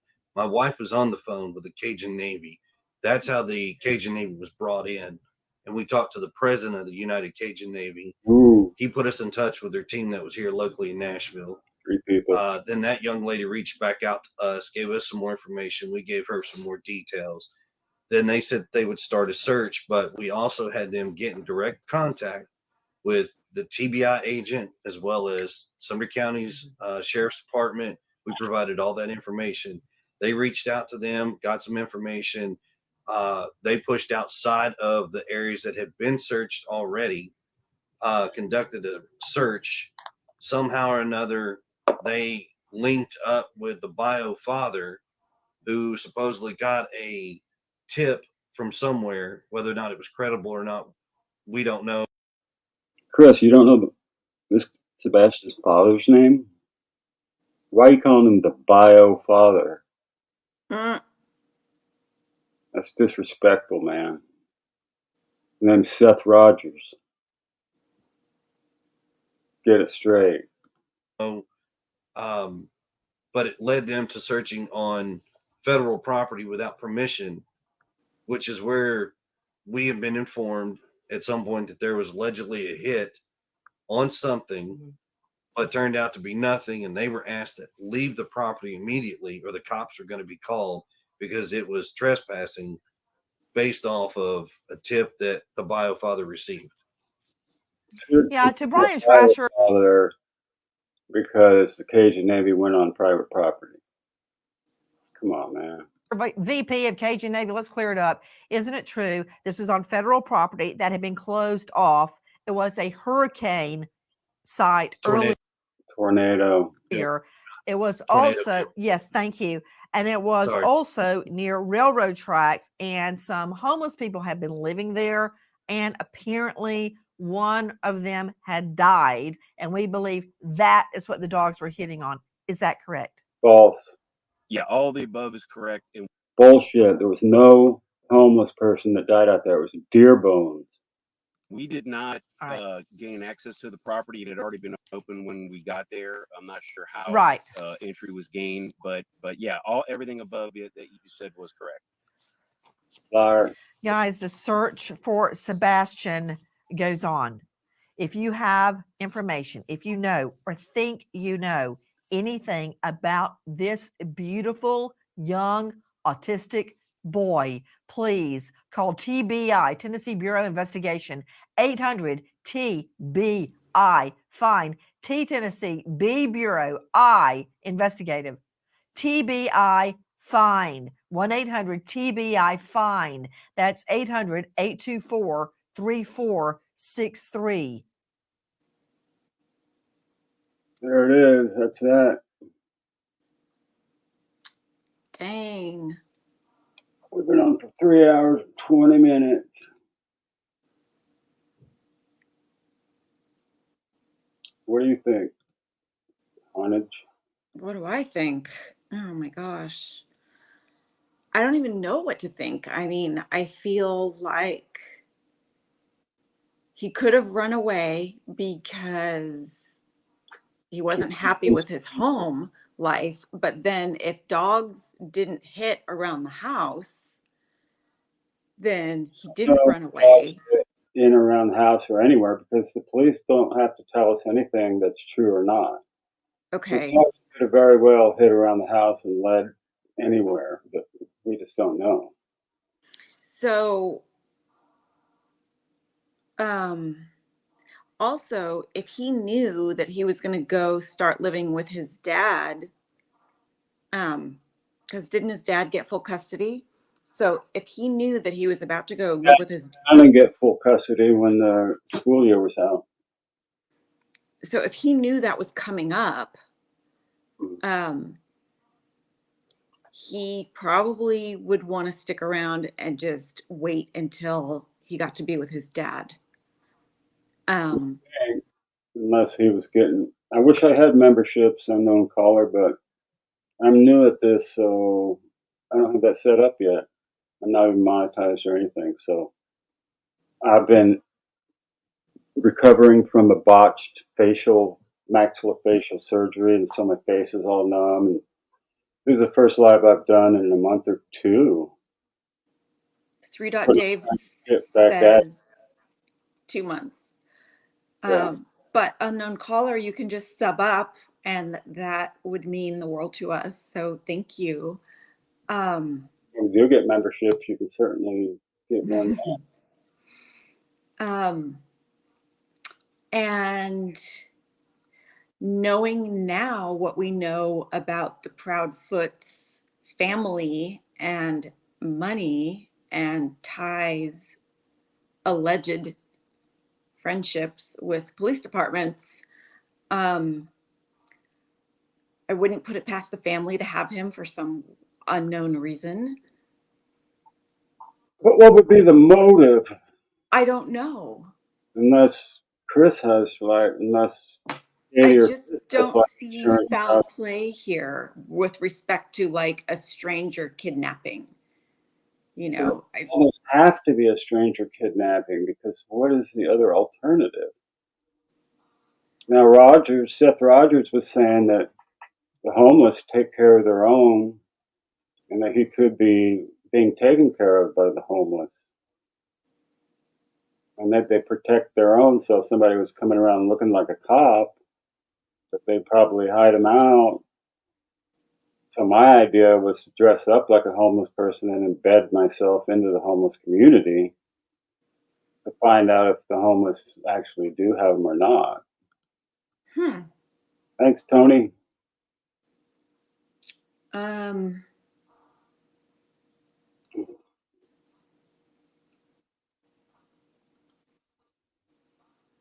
Yeah, I don't know. What do you guys think? What do you guys think? Yeah, the no shoes thing.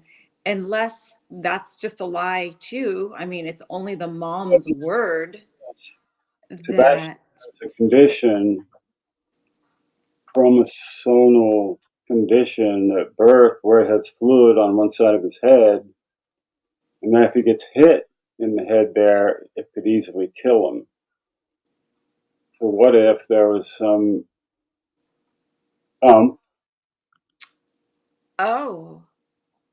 that happened in his room, and he fell and hit his head on that spot and passed away in his bedroom. And they freaked out. Well, all she'd have to do is call 911. Yeah, but people are stupid. People are stupid. That's true. I can vouch for that.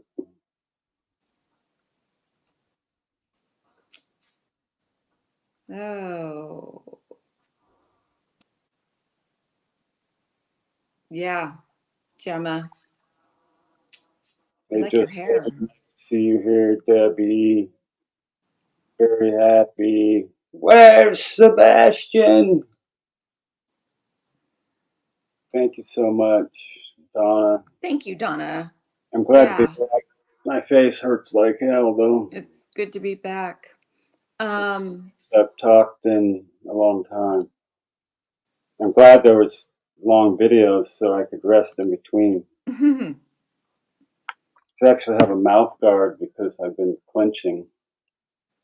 Teresa Richards says, but this throws a big wrench in him getting custody of his daughter. I hope so. Yeah. I hope so. No. Unknown caller, moons over my hammy. That's so funny. I remember that. The blues, sings Denny's. blues. Seth Rogers said that they had an agreement that neither party would pay child support. They just get him what he needed when he needed it. So child support is kind of out as a motive, according to him. So Now, Seth did have life insurance on Sebastian, and he explained that when you get your money transferred, free, free. it's not that expensive. Always use your money if it goes bad. So Gemma says Chris has spanked a 3-year-old and busted open a 7-year-old's lip, and they weren't even his kids. So Right. what do you think? You know, he has no problem hitting little kids. What do you think he's going to do to a bigger kid? Yeah, I think somebody should embed themselves with the homeless. Check out all the homeless camps in the area and see if Sebastian's there, because he's got to be eaten. Yeah. And it's cold. Yeah, it was colder then, a month ago, 5 weeks ago. Yeah. And Kirsten says, you don't leave in the middle of the night without shoes. Terry, thanks, Terry Martin. That's a huge compliment to us. Thank you, Terry.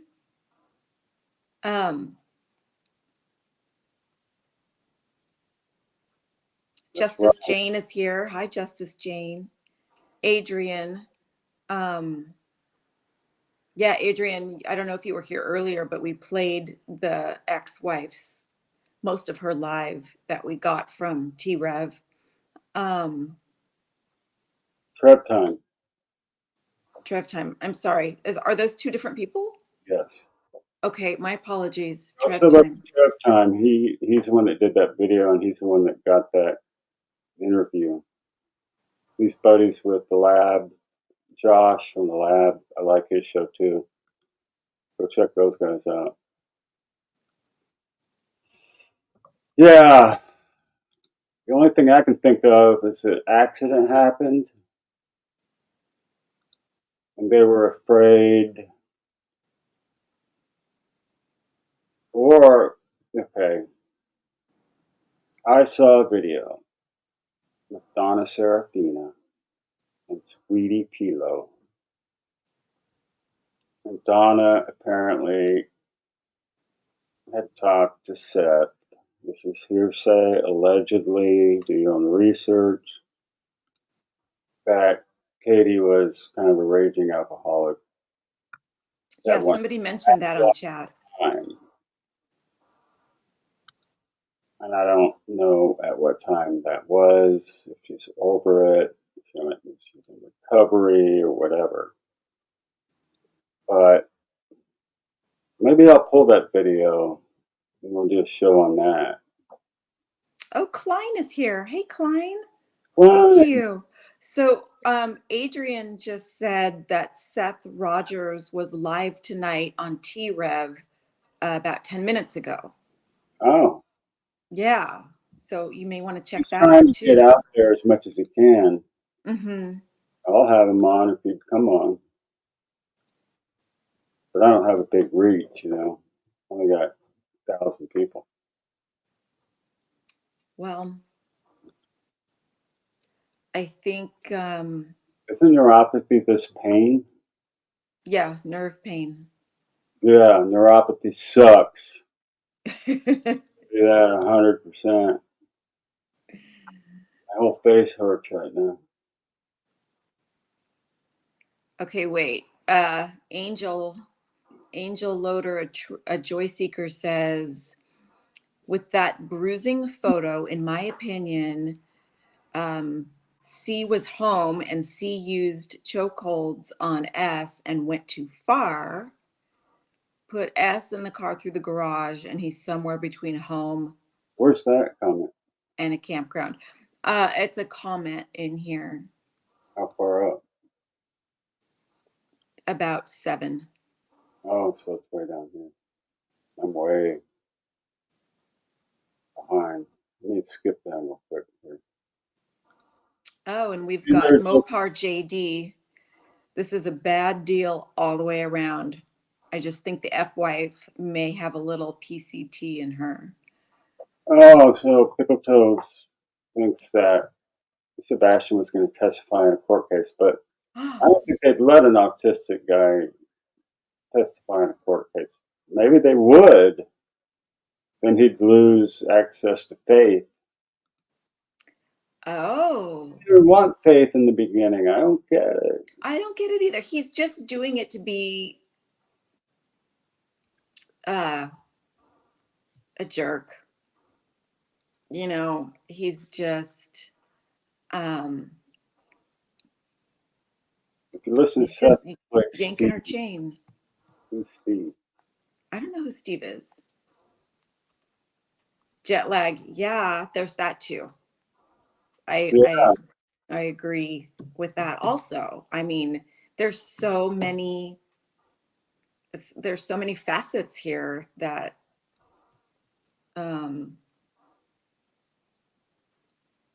because Chris's ex, Chris's ex was a little bit like PCT. I don't think so. I think she was having she was having huge trauma responses. I mean, that's probably the first time she's told that story. And especially in front of thousands of people and the whole internet to see. And I think she yeah. felt an obligation to do it on Sebastian's behalf.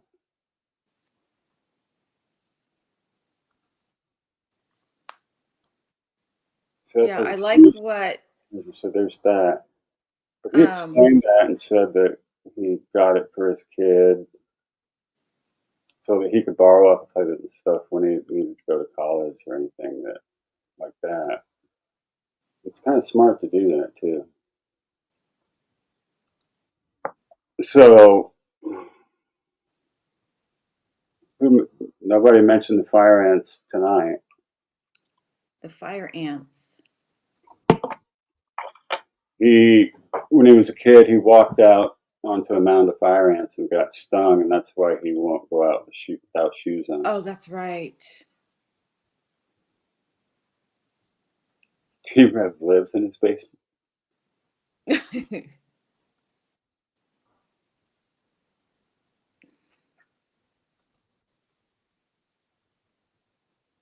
10 minutes ago. It was a Gerber College fund I had one for my kid, yeah.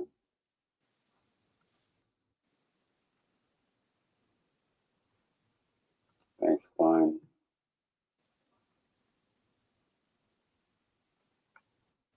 Yeah, that's a possibility, Kirsten.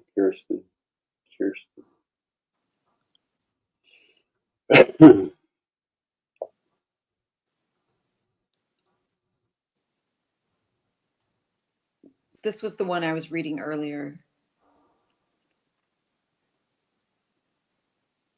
And then somebody mentioned, like, why did he have a bed in the garage? And somebody said, well, maybe they were going to make. Where was the bruising at? Sebastian sleep there. Really? I don't know. I haven't seen.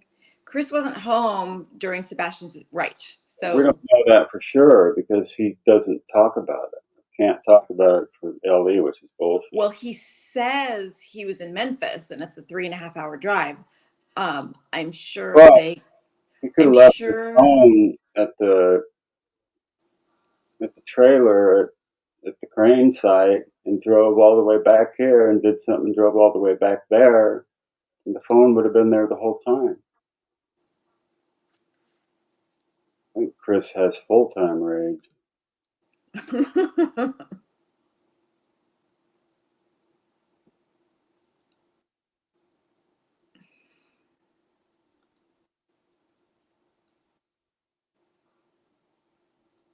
hope he does.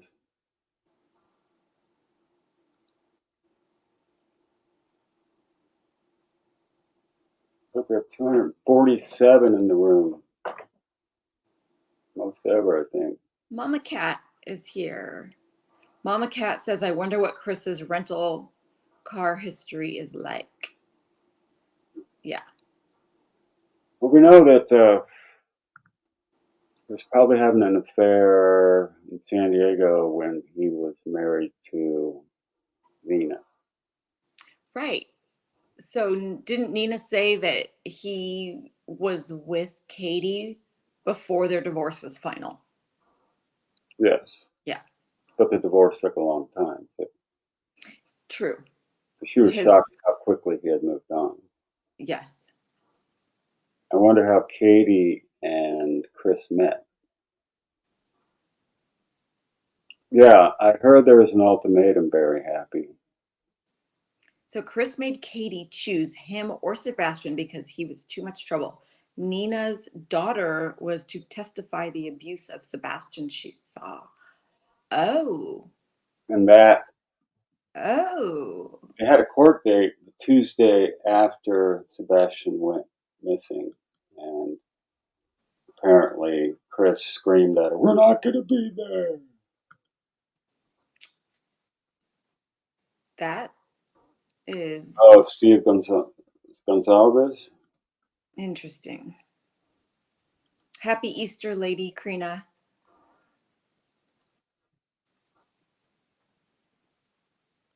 It's been so long, Kirsten.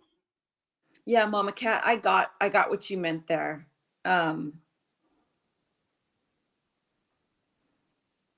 Donna says 246 in here, only 197 likes. Hit that like button, y'all. Hit the like, leave Hit the like, subscribe. There's my email if anybody wants. Brand new email. Put it up again. You did it too fast. It's been up. It's just that these are hiding. Oh, okay. See? It's easy. mabinvestigates@gmail.com. Yeah, so it's just my channel name without the exclamation point. I think I should get rid of the exclamation point because nobody hits it anyway. I think it's fine. Trash wasn't at 3:30, Kathy. It was at 5 something, but the VCR tape that they were looking at with those two lights, the VCR tape that Seth was looking at, and Katie with those, with the VCR tape that had those two lights in it was a cropped piece of a bigger picture, and it was trash trucks, and the VCR tape was stuck at 3:30. And so Seth was watching it for like 15 minutes and it said 3:30 the whole time. So they believed that it was the timer on the VCR or whatever recording device was stuck on 3:30. So it wasn't actually at 3:30. That's the explanation I got for that.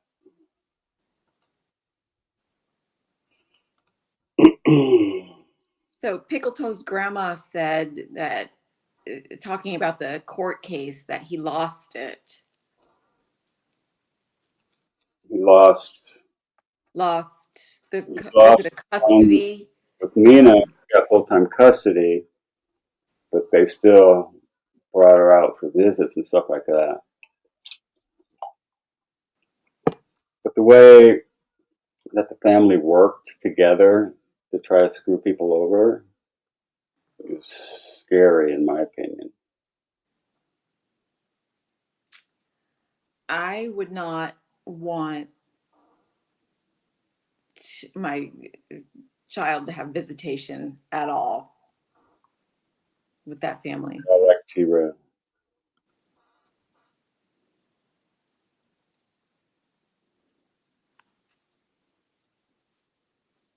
Mopar, yeah, JD. Mopar, are you a Possible. lawyer? The JD makes me think you are. Juris. What are you? What's the JD? Juris doctor. I used to work with lots of lawyers.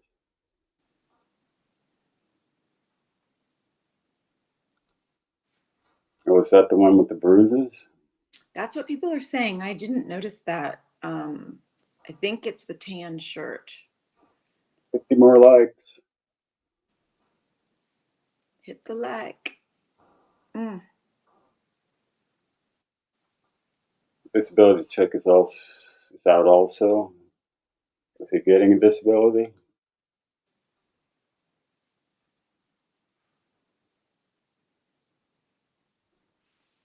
Thanks, Klein. She probably. I've had some. The last 18 months have been the worst 18 months of my entire existence on this planet, and I'm in pretty lot of pain right now just doing this. So, but I'm a trooper, so I'll hang in for a little longer. Yeah, I wonder what his rental car. Yeah. I wanted to check the vehicle GPS systems of Chris's Hey, vehicle. old Joe. Old Good Joe. to see you. It's old Joe from Canada. Old Joe. Well, we've been up here for a while, so my eyes are starting to get a little dry. Mama Cat, I love your little kitty. We have a kitty too. Was hitting on the bartender. If I could find our little kitty, I'll bring him up here.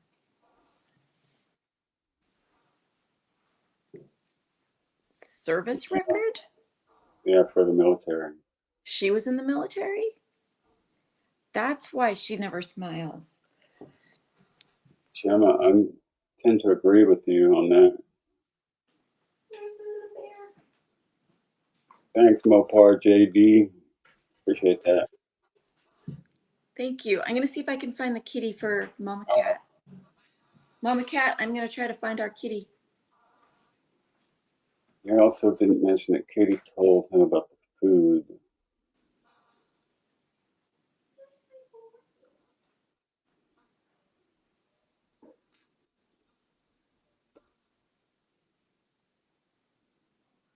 I don't know what that means.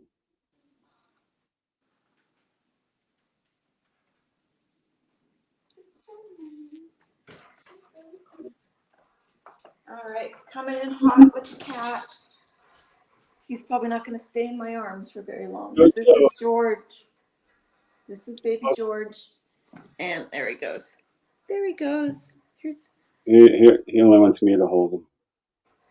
I don't think so. He doesn't like to be held, but he likes to snuggle. He likes to be held when I hold him. That's because you're the animal whisperer. Yeah, I think you're right. Mm. All right, I'll check that out. That's true. They met on the internet. Yeah, Nina said she met Chris online, and she said he seemed pretty normal at first. I just think that's the wrong people in there. Yeah, I just think, and it's, you know, it's, of course it's easy to say this about other people's lives, but the first time that he backhanded her child would have been, that's it, I'm out. So One more, I'm almost caught up. That's what I was saying. Check all the Proudfoot extended family's properties. It does. Kathy, it does. Hi, baby.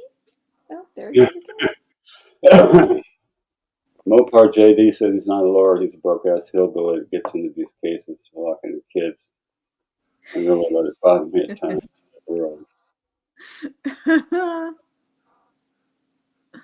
Oh, Kathy, I'm so sorry. Here comes George. Come here. Say hi. I think it's 1,000 something. Say hi. Say hi. We're going for $100,000. 100,000.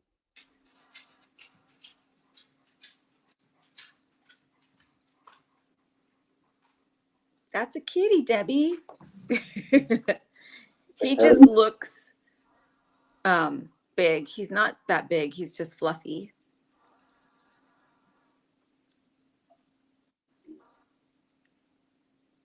Aw, Pretty kitty. thank you. Love my kitty. You know, what would be the motive behind foul play? Court case? Come here. I don't see them making any money out of it.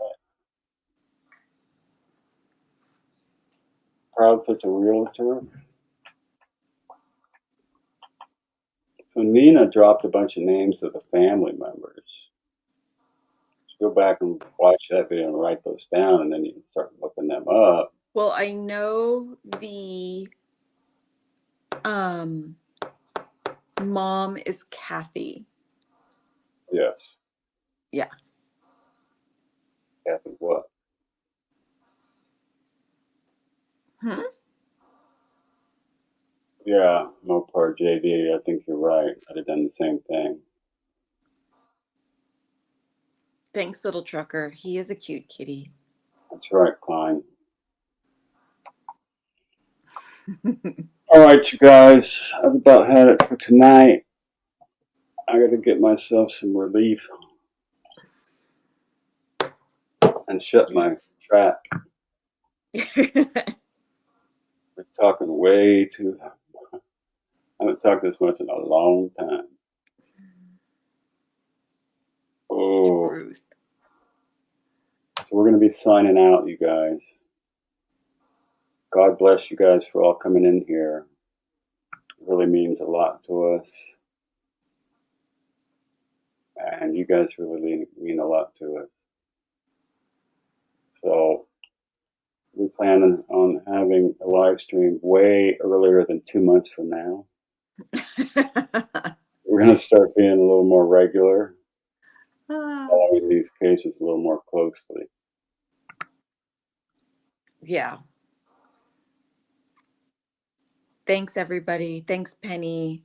Yeah, I've been calling on other channels. Good night, Donna. Couple years. Everybody have a happy Easter. Remember what Easter signifies, and be kind, love one another, give your family hugs. Pray for Sebastian. Yes. Lord God, I just pray that Sebastian is found happy and healthy. And Lord, let it not be a Summer Wells 2.0. Do not want that. If you can put your hand on this situation and bring Sebastian home, that would be a wonderful Easter miracle. In Jesus' name, I pray. Amen. Amen. All right, you guys. Peace out. Have a great night. Happy Easter. Peace. Peace. Love you guys.